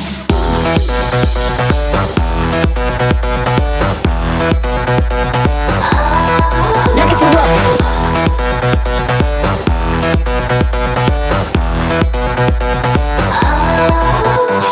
Ring it on, ring it loud. Don't stop now, just be the champion. Work it hard like it's your profession. Watch out now, 'cause here it comes. Here comes the smash up. Here comes the master. Here comes the big beat. Big beat to blast ya. No time to quit now. Just time to get it now. Pick up what I'm putting down. Pick up what I'm putting down. You want a hot body? It's that time of the Wednesday morning. It's time for Fit Nation, and this morning we're focusing on how exercise affects your blood sugar. So last week we told you about how exercise affects blood pressure. So this week we'll be telling you about how exercise affects blood sugar. So blood glucose or blood sugar is the main sugar found in your blood. It is your body's primary source of energy. It comes from the food you eat. Your body breaks down most of that food into glucose and releases it into your bloodstream. When your blood glucose goes up, it signals your pancreas to release insulin. And insulin is a hormone that helps the glucose get into your cells to be used for energy. For how exercise affects your blood sugar now, we're being joined by Coach Tanya from the YouTube channel Critical Bench. All right, so exercise and blood sugar. Well, when we exercise, our body requires energy from blood sugar, and we get that from the food that we eat, okay? And at the end, it's called glucose, okay? So our body takes glucose and uses that for energy to help us do the things that we do in the day. Now, when we do something like a sprint, so you go run up the stairs, or you're running after your child, okay? Your muscles and your liver release glucose for fuel. So that's quick. That's a very quick, like you need it right now. It's a burst of energy, and your body takes that and it fuels those cells to help you do that, all right? Now, when we do a moderate exercise, so maybe you're going for a hike, maybe you're going for a bike ride, maybe you're out kayaking for an afternoon, your muscles require a lot more. Okay, this isn't a sprint. This is several hours long of an activity, so you need a more consistent supply of this glucose to fuel that activity. And this is what helps to lower blood sugar. However, to be more specific, exercise does lower blood sugar over a 24-hour period, but sometimes it can also briefly raise your blood sugar following a workout. Stay with me on this. Overall, even your moderate exercise, such as a walk, and this doesn't mean like not those speed walkers, just a walk. You're out walking for half an hour, 40 minutes. It's going to raise your heart rate, it's going to increase your breathing, and it's going to also boost your muscle activity. So all of these increases, heart rate increase, breathing increase, the boost in muscle activity, all of those increases of those body systems need fuel. So they need sugar. Okay, they need sugar so you can keep doing them. Now, some of the sugar comes from your bloodstream, all right? But some of it also comes from glucose that's stored in your muscles and your liver. And this is the key to that 24-hour blood sugar lowering effect that exercise gives us. So, your body is pooling from these resources and burning that glucose off to give you the fuel you need to do these activities. And so that's helping to lower blood sugar because it's using it up, it's burning it up, all right? So over that 24 hours following that exercise, you come back from your walk or your hike, your body is now going to start restocking these reserves, okay? It's going to start restoring that. And slowly but steadily, it's going to be sucking sugar out of your bloodstream, okay? Because even when you're finished doing an activity, your body is still, it's still requiring energy. So it's not like I walked for 30 minutes, I used glucose for 30 minutes, now I'm done. No, it's going to continue to use that over a period of time, all right? So if that's the case, then, if those spurts of exercise and those times of activity, if this is the process of what's happening, which is helping to lower blood sugar, why does exercise sometimes raise blood sugar, but for a short period of time? And the most common way is usually from stress hormones. So what that means is that any workout that's greater than moderate, okay, is going to release adrenaline. And that's basically pouring sugar into your system. It's not a bad thing. You need it. If you're doing a powerlifting event, you're doing adrenaline, all right? And it's because your body needs it. It knows what it's doing, all right?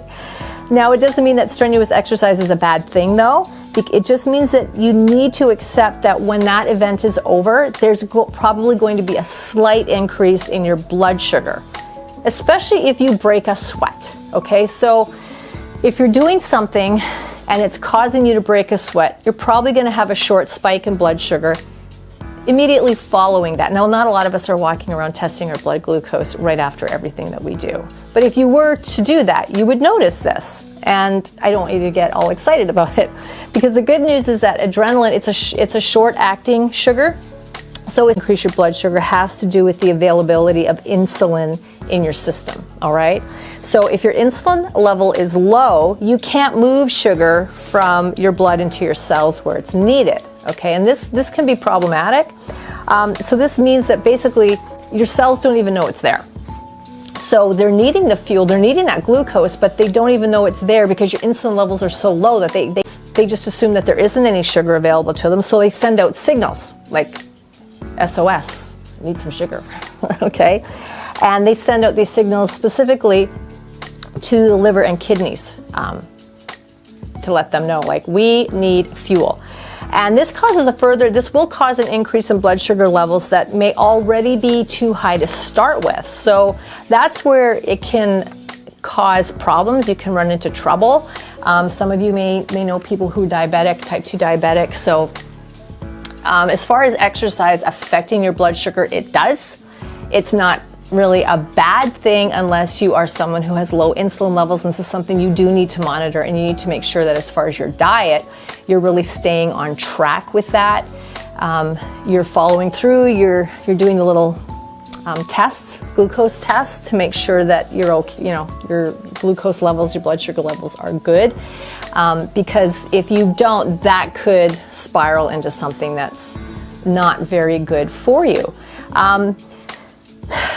At the end of the day, exercise, although exercise can have that very short and very non-threatening spike in your blood sugar, exercise is still very important. Again, that spike is very quick. It doesn't last long. And then you're going to get that 24-hour lowering of blood sugar after the fact. And that's why people that continuously and consistently exercise on a regular basis, as well as follow excellent nutrition practices, tend to have lower blood sugar. Now, there are other issues or instances, health issues, medications, I can do a video on the importance and the value of good nutrition and regular exercise to keeping you ultimately like really healthy, and that's going to go a long way for anything. However, people have stuff. How's that for a very clinical term?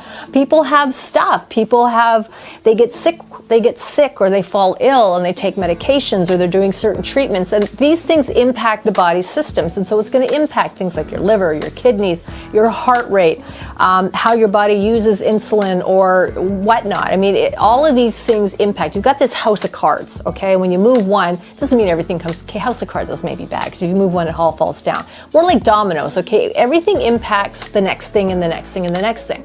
However, doing as much of the good things as possible is going to have such a tremendous impact in reducing your potential to becoming a statistic.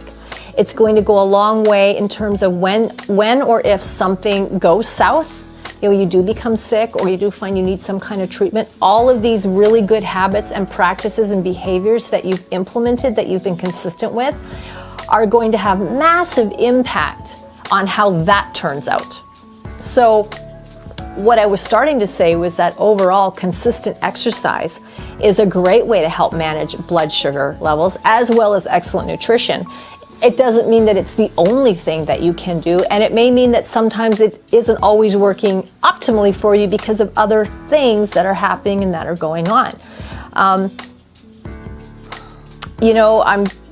maybe getting a little bit off topic here because I think I've said all I can really say about exercise and blood sugar.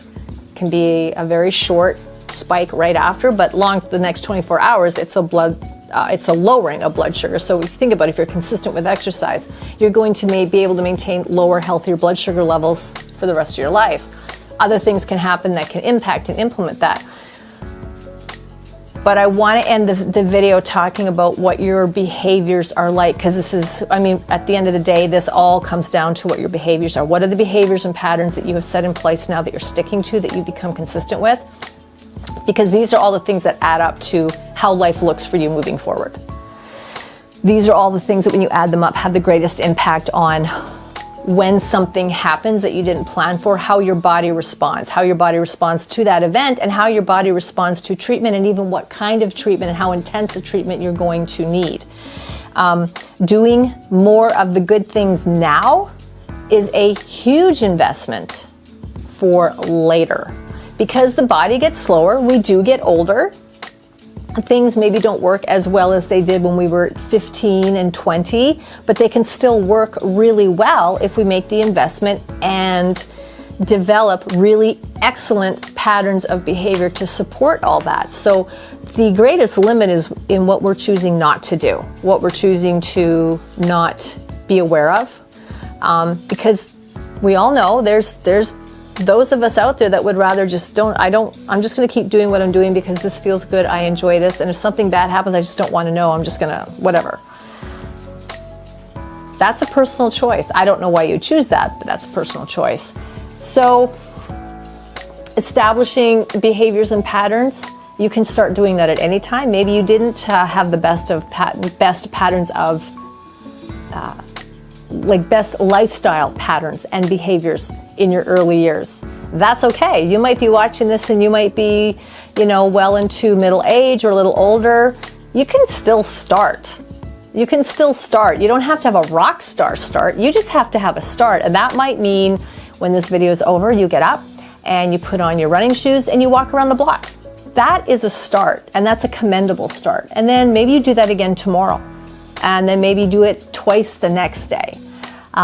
Because that is exercise. That's going to have a great impact on your blood sugar as well as your mental health, just your overall health, your bones, everything. I'm getting into everything here in this video. And this is what happens when I start talking about something that I'm really, really I really want to say this. I start talking about exercise and blood sugar, which I have, but it does come back to what are you willing to do? Are you willing to be consistent, and are you willing to be accountable to yourself? Yeah, that's what I have to say about that. All right, before you go, please make sure you check out that pinned comment for that free cravings report. Enter your email. I will send that to you right now.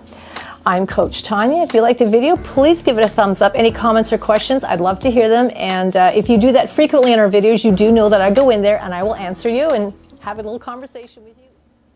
So thanks to Coach Tanya there from the YouTube channel Critical Bench telling us how exercise affects your blood sugar. That's it for Fit Nation. You wanna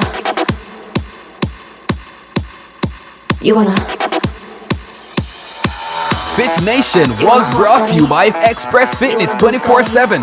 Your goal is our mission.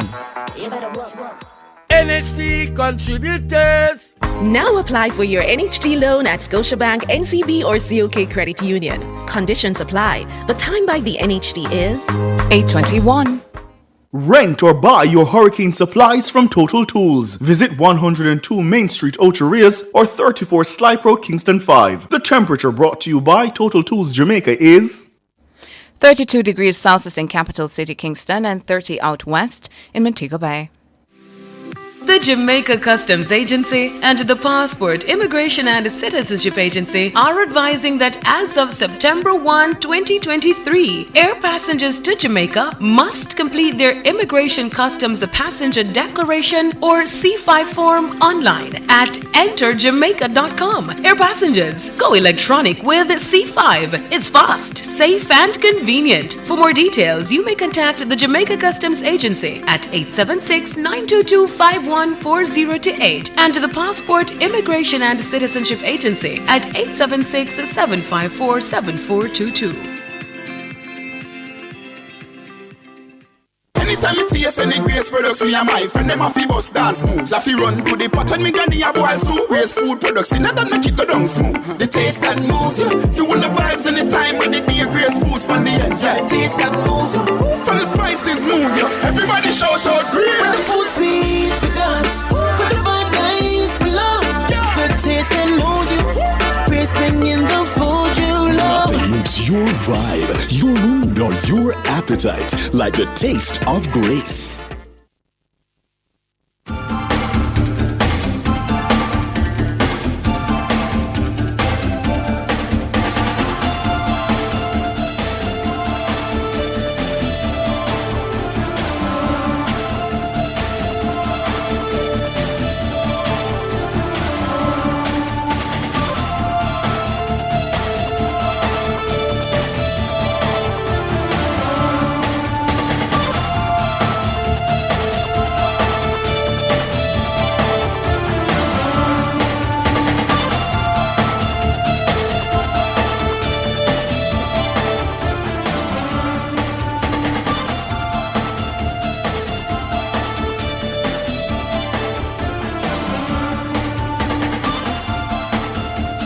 Welcome back to Nationwide this morning. Turning our attention now to Florida, where Hurricane Idalia is set to make landfall as a Category 3 hurricane.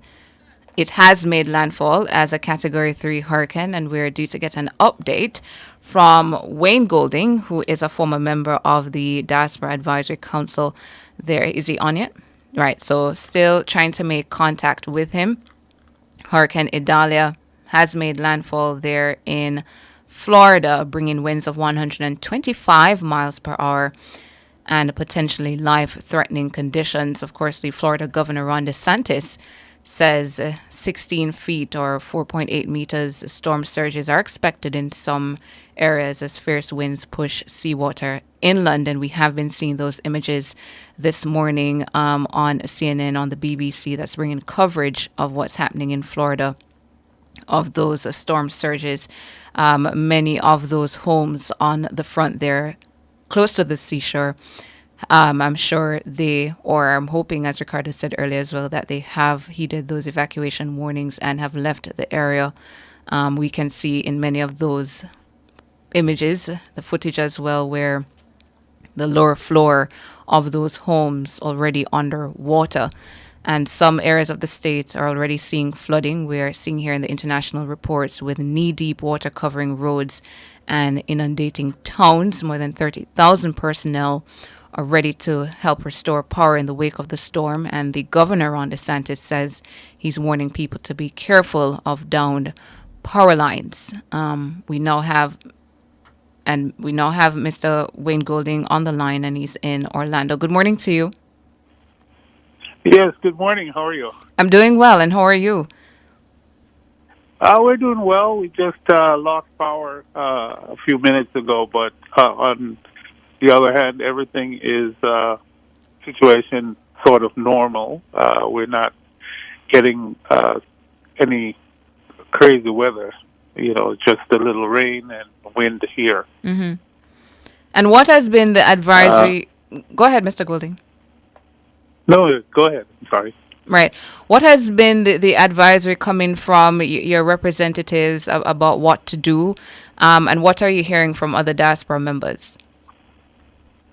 Well, it's been a few days in terms of the watch, and I think for the most part, people have been just make sure you have your supplies for at least 3 days in terms of clothing, food, and make sure you power up your devices. Mm-hmm. And for those people who have been through this before, most of us have purchased generators and stuff like that over the last few years. So it's a matter of being careful and getting those ready.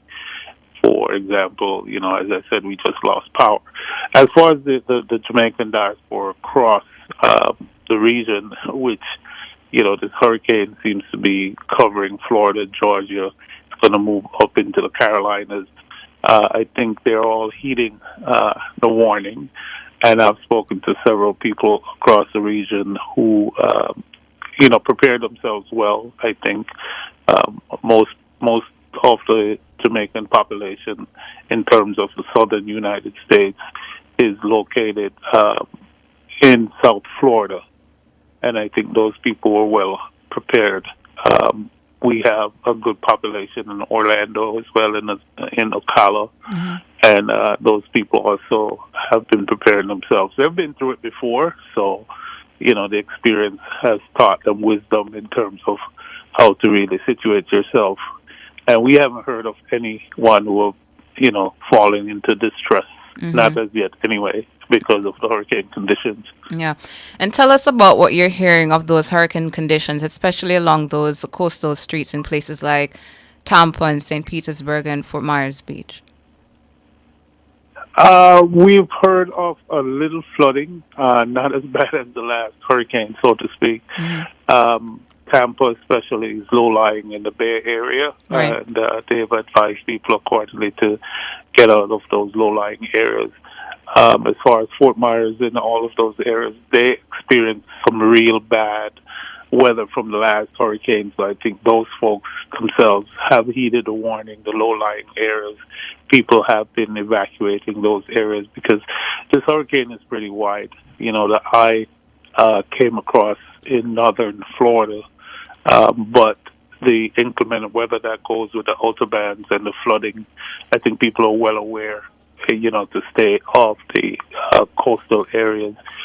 We had some roads, some causeways over in Fort Myers area that washed out. Mm-hmm. The last time. They've since been rebuilt.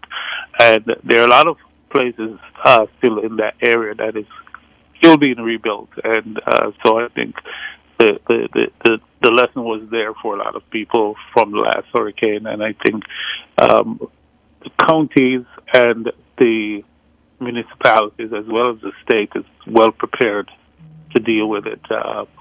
They've moved in equipment from other states into Florida to pre-position them in case they have to, make repairs or make rescues or whatever they have to do. So I think on a whole, I think for this hurricane especially, I think people feel that they were over-prepared. A lot of the counties have closed down for today, schools, courts, businesses, in the abundance of caution because it's all about safety. Yeah. And have you been hearing from the forecasters, the authorities, about how bad it could possibly get? Well, yes, in terms of high winds and flooding. But where it's tracking right now in North Florida. Mm-hmm. And expected to move into Georgia with affecting places like Charlotte, Charleston, moving up into the Carolinas, so to speak, and then going across the bottom of the Carolinas out into the ocean. But because the storm is so wide, they're cautioning people, especially with high winds, not to venture outside, to be just hunkered down, so to speak, until it passes. They're expecting, especially for Florida, northern Florida, for things to start clearing up tomorrow morning. And they're expecting actually a good Labor Day weekend coming up, which is this weekend. So, I think for the most part, people are just hunkering down and trying to get through this and not to make any silly mistakes, so to speak. They're telling people, stay out of the ocean. A lot of people, because of the swell, is taking, they're taking advantage to go surf and all of this stuff, and they're really warning people that the currents could take you under, no matter how much of an experienced swimmer or surfer you are, so don't take any chances. Right.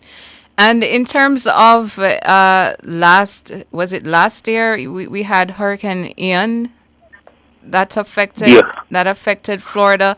Has there been a full recovery? Are people concerned that they might be just as impacted? They're worried about their homes, that sort of a thing. Talk to us about that. Yes, I think for people in the path of the storm, because of what they saw happening with Ian, or what happened with Ian, and the place is not 100% recovered. I mean, during the middle of the summer, we were over on the beach side of Florida, on the west coast, Gulf of Mexico coast, and you could still see remains of the damage. As I said, some of the houses along the shore are being rebuilt. It's a tourist area. For the most part, but you can still see the effects that they were not 100% back. And for those people, especially who are still in the process of rebuilding, I know they were very worried and very happy in terms of the storm not coming ashore down in that specific area. But as I said, I think everybody, from seeing the actual damage of Ian, was worried for their own individual communities, especially those on the coastline. Yeah. So, Mr. Golding, we will definitely check back in with you to get some updates on what's happening there in sections of Florida. We are seeing on CNN, just before you go, that Idalia has been downgraded now to a Category 2 hurricane. But of course, the forecasters still there warning of those storm surges, high levels of water that is set to come inshore. So heeding to the warnings, as you said, to not to go surfing or anything like that. Just stay hunkered down until you're given the green light that all is well to come out. So just stay safe. But thank you so much for joining us this morning, Mr. Golding. You stay safe and pass on the word to the members of the diaspora that you'll speak with throughout the day to stay safe as well. Thank you, and we appreciate the coverage and the concern. Thank you so much. Not a problem. That was Wayne Golding, who is a former member of the Diaspora Advisory Council, speaking to us there about Hurricane Idalia in Florida. We go to a break and come back with your calls.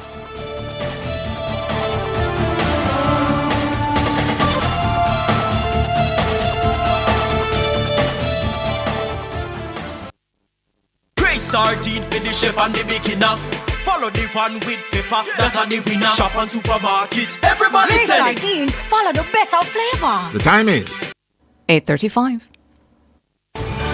For all your electrical needs, visit ABC Electrical Sales. It stocks a wide variety of electrical supplies, including plugs, switches, panel boards, and conduits, plus energy-saving fixtures. ABC Electrical Sales stocks brands such as GE, Siemens, Philips, Cutler Hammer, and Allen Bradley. It also offers free island-wide delivery just to suit your needs. Visit them at Shop 8 Hagley Park Plaza, Kingston 10, or call 754-371-45 or 754-382-528. ABC Electrical Sales, for a better choice in the electrical business. When you speak, we listen. We listen to all your stories About how your business was started. and every step along the journey to make it applicable to the problems you solve every day. We have also listened to your cries for help. The narrative surrounding limited cash flow. Extended payment terms for buyers who just can't meet your 30-day credit term this month. Next month. And the month after that, we are here to help. We have created Exim Express receivables financing so that your most important jobs get done. With a turnaround time of 7 days and up to 75% of your receivables covered with no collateral or financials needed, you know you're in good hands. Exim Bank. By helping businesses, we save lives and livelihood.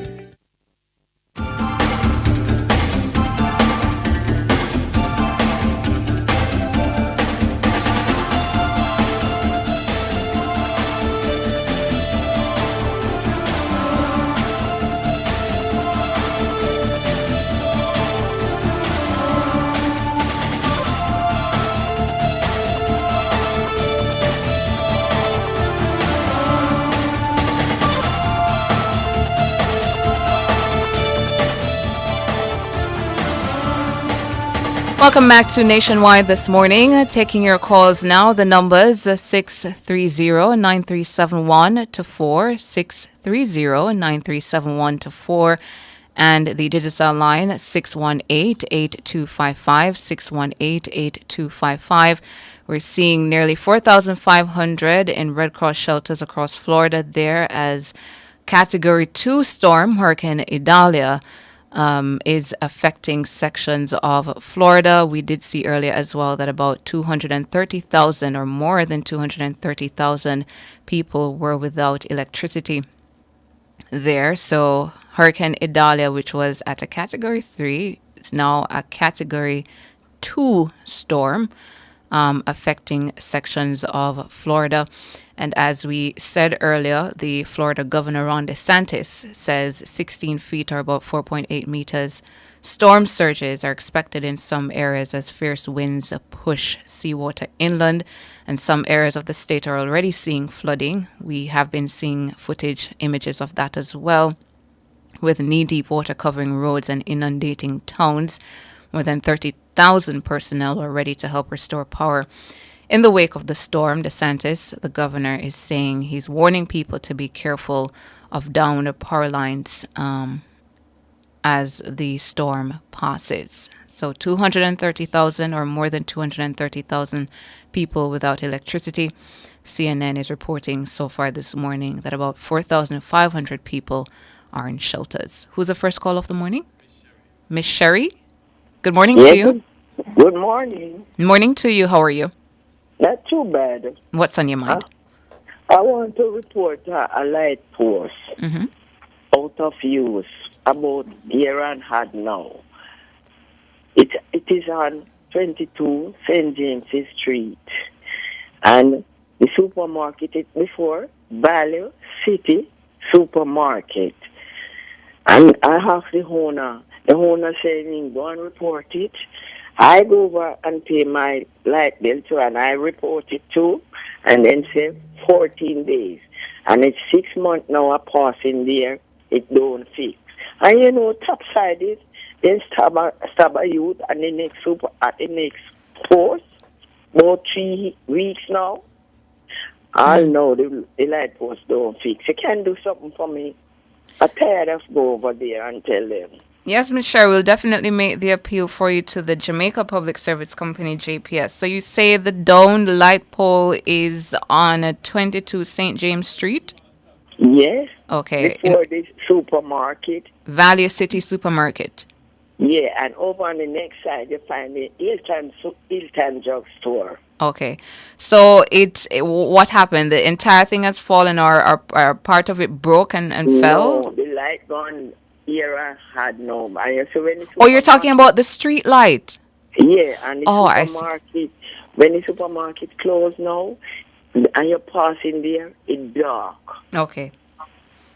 So the street light, no lighting in that section there. No on light. St. James Street. Yeah. All right, Miss Sherry, got you. Thank you. Yeah, man, no problem. Who's next? Carl, good morning. Morning, Tana. Morning to you. Well, I am, and how are you? I'm fine. Sometimes you hear that golden talk and you think, never enough about that pay no mind. Although my leader the opposition. Should pay mind, but that golden not cutting it. I'm going to take you back to 2021 to 2022 budget cycle. Both Mark Golding and Julian Robinson, Jamaica did all crash if the government never come up with the $40 billion and make it just run in our country. And we go through 2021 cycle and the country never crashed. 2022 to 2023, Mark Golding come back with the same garbage. That Clark come and rubbish it. At that time, he said that there were new taxes. Thank you very much, Dana. Mm-hmm. So that's why I said to you, so when you hear that man talk anything, it doesn't make any sense. It's not adding up. Yeah. In go back again, I think it was a Thursday, that Clark have come to Cliff and tell Cliff also that the papers they must lay inside the parliament and is the wrong document the two of them read from. Mm-hmm. I don't know if you remember that story. I do. Right. And none of them never come answer here, we mislead the country. So we just, when you hear Mr. Golden talk, you know, but that pay no mind. Anyhow, yesterday, man, you have a slight little problem with your Tana. You make Fix Jackson tell a wrong story to you and you never catch up fast enough to pick it up.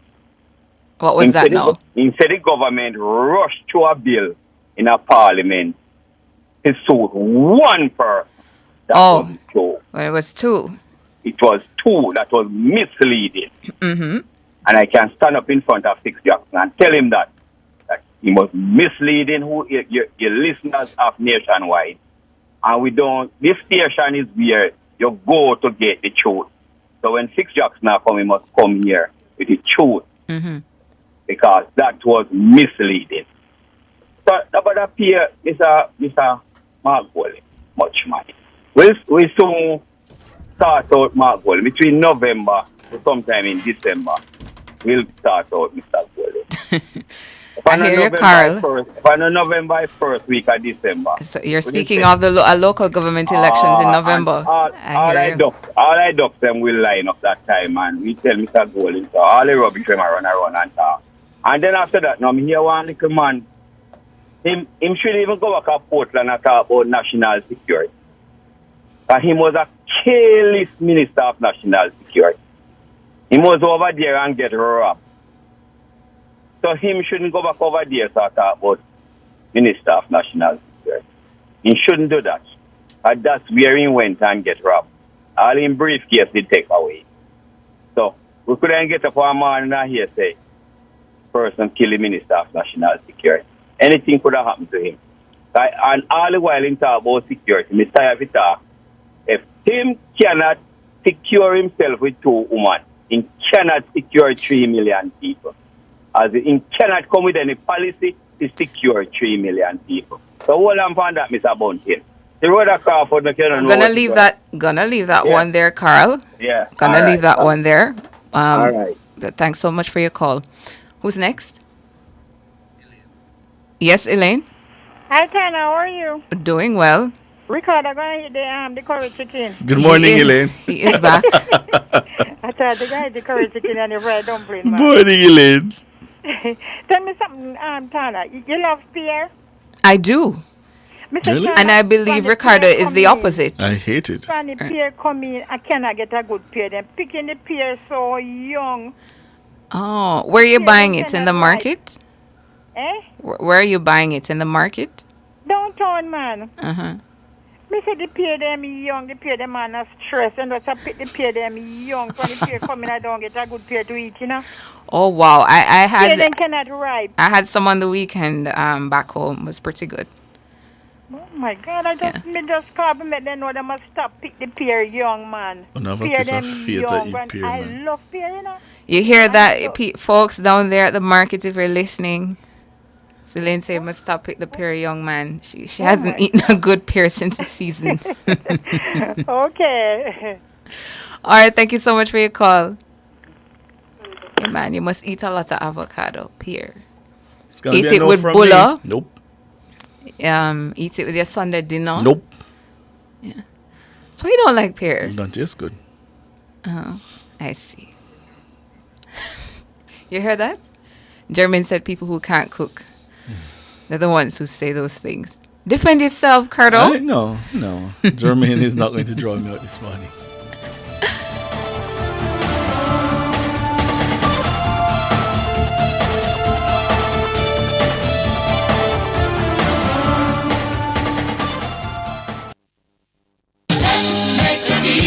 Yes, Kemlani Mart is making deals. Really? Deals like what? On scratch, dented, new furniture and appliances. Oh, that's great. And that's not all. Kemlani Mart has tiles, toilets, doors at crazy low prices. So I can make a deal on a sofa set? Of course, and dining room sets, outdoor furniture, ACs and more. No reasonable offer will be refused. Only at Kemlani Mart, Manor Center and 77 King Street. I love this place, you see. Jumpstart your fitness goals with Express Fitness. Sign up today and restart your fitness journey at an Express Fitness location near you. Enjoy safe, comfortable, and well-equipped gyms from 7 a.m. to 8 p.m. daily. Call 554-5180 for a full listing of our open locations. Express Fitness. Express Fitness. Your goal, our mission.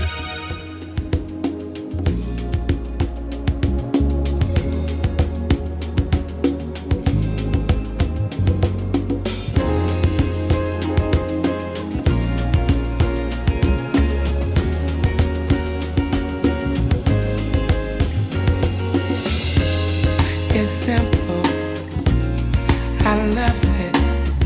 Having you near me, having you here. Hot conversations, outrageous.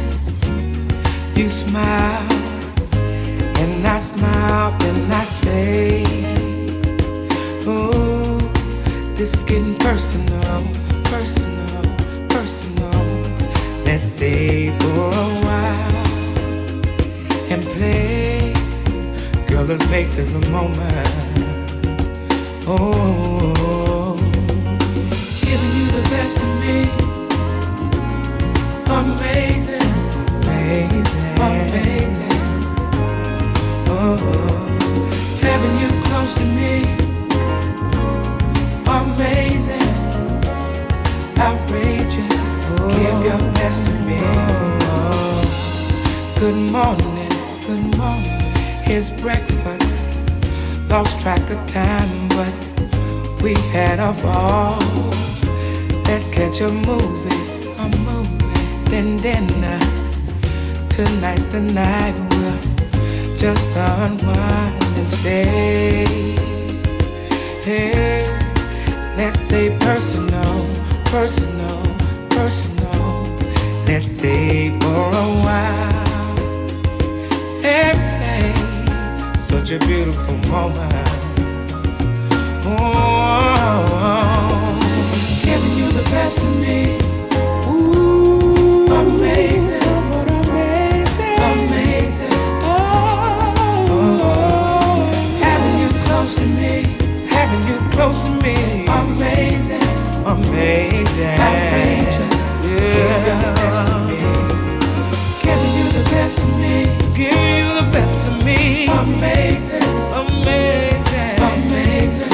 It's that time of the morning when we tell some very special people happy birthday and happy anniversary. So birthday greetings going out to Roderick Hewitt, Rowan Marshall, Rose Weatherburn, Lisa Copeland, Gloria Pate. That's an interesting name. Melinda Watson. Happy birthday to you all. These greetings are coming from your family. And Joyce Powell. Anniversary greetings to Eric and Daisy Henry. They're celebrating 64 years of wedded bliss. Happy anniversary to the Henrys. Byron and Ethelyn Myrie are celebrating 58 years together. Yeah, so the Myries and the Henrys doing very well for themselves. The Henrys 64 years and the Myries 58 years. So wishing you all continued love and growth. The greetings are coming from Joyce Powell. Yeah, and that is love. To be together for 64 years, 58 years. That's crazy. Jermaine said I'm bond married. That's a long time for real. How much would you have for Swallow? In another 64 years? My God. A lot of compromise. May I tell you? Yeah. Very, very special birthday greetings. This person says, to my sweet, handsome, loving, wonderful big brother Garth Williams in the Bronx, New York. Person says, wishing him continued blessings and divine favor with loads of happiness. The birthday greetings are coming from his sisters Lynette and Donetta, niece Latoya, nephew Matthew, brother-in-law Ringo, and all his aunts, uncles, and the rest of the family. They say, Garth, that they love you loads. Happy birthday. Happy birthday also going out to Giselle Reed, who is a part of the ancillary staff there at the Ulster Spring Police Station in Trelawney. Happy birthday to you. Happy birthday to Keith Vickers there in Westmoreland. Christopher Bighead Lewis. Why don't call you Bighead Christopher? Happy birthday to you. You're there in Westmoreland. And happy birthday to Trevor, who is the manager there at Royalton Trelawney. Happy birthday to you, Trevor Knight. Belated birthday greetings to ASP. No, I think it's actually Trevor Van Horn. He's the night manager. Oh. Yeah, because I read it twice before I realized it, because I thought he was Trevor Van Horn Knight. That's what I thought too, yeah. All right, Trevor. All right. So Trevor Van Horn, who is the night manager there at Royalton Trelawney. Happy birthday to you, Trevor. Hope you have a great one.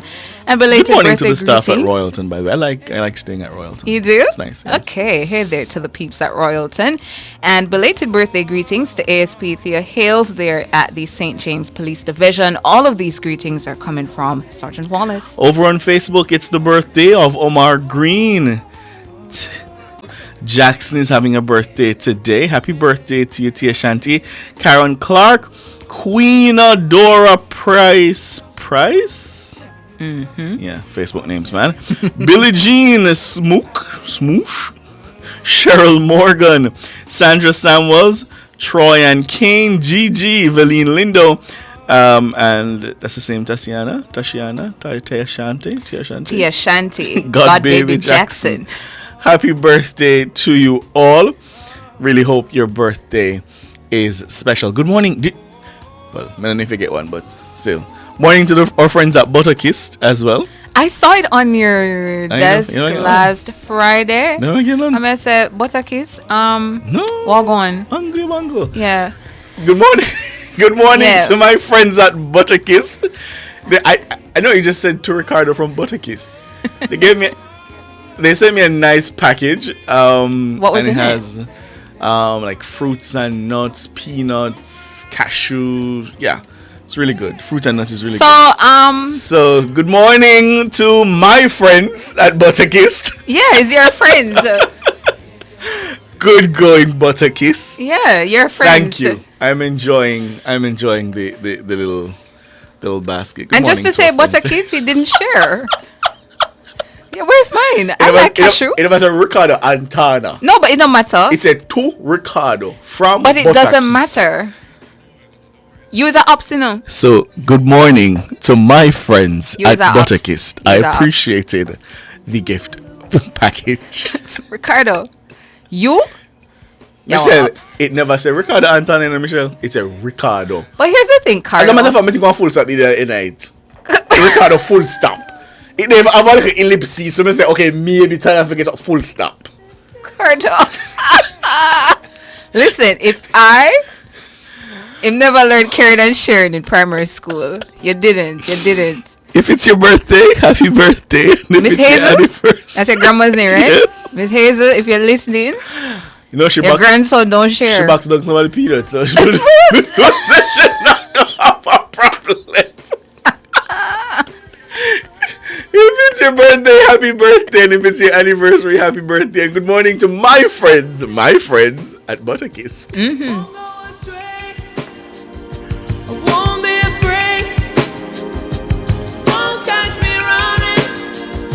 You're ruling the way that I move. You take my hand. You show me how deep love can be. 5 minutes to 9 is where we're going to leave it for the morning. Special thanks to our very hardworking producer, Michelle McCrae Smith, the musical maestro, Jermaine King, our editor, Cara Powell, our deputy executive editor, George Davis, Zaisha K, wherever you are out there on that beautiful beach, enjoying your vacation. Yeah? Thank you so much, all who make the show possible, or contributors, or sponsors, and your valued listeners. We appreciate you so much. I'm Ricardo Brooks. I'm Tawna Thomas. Good morning.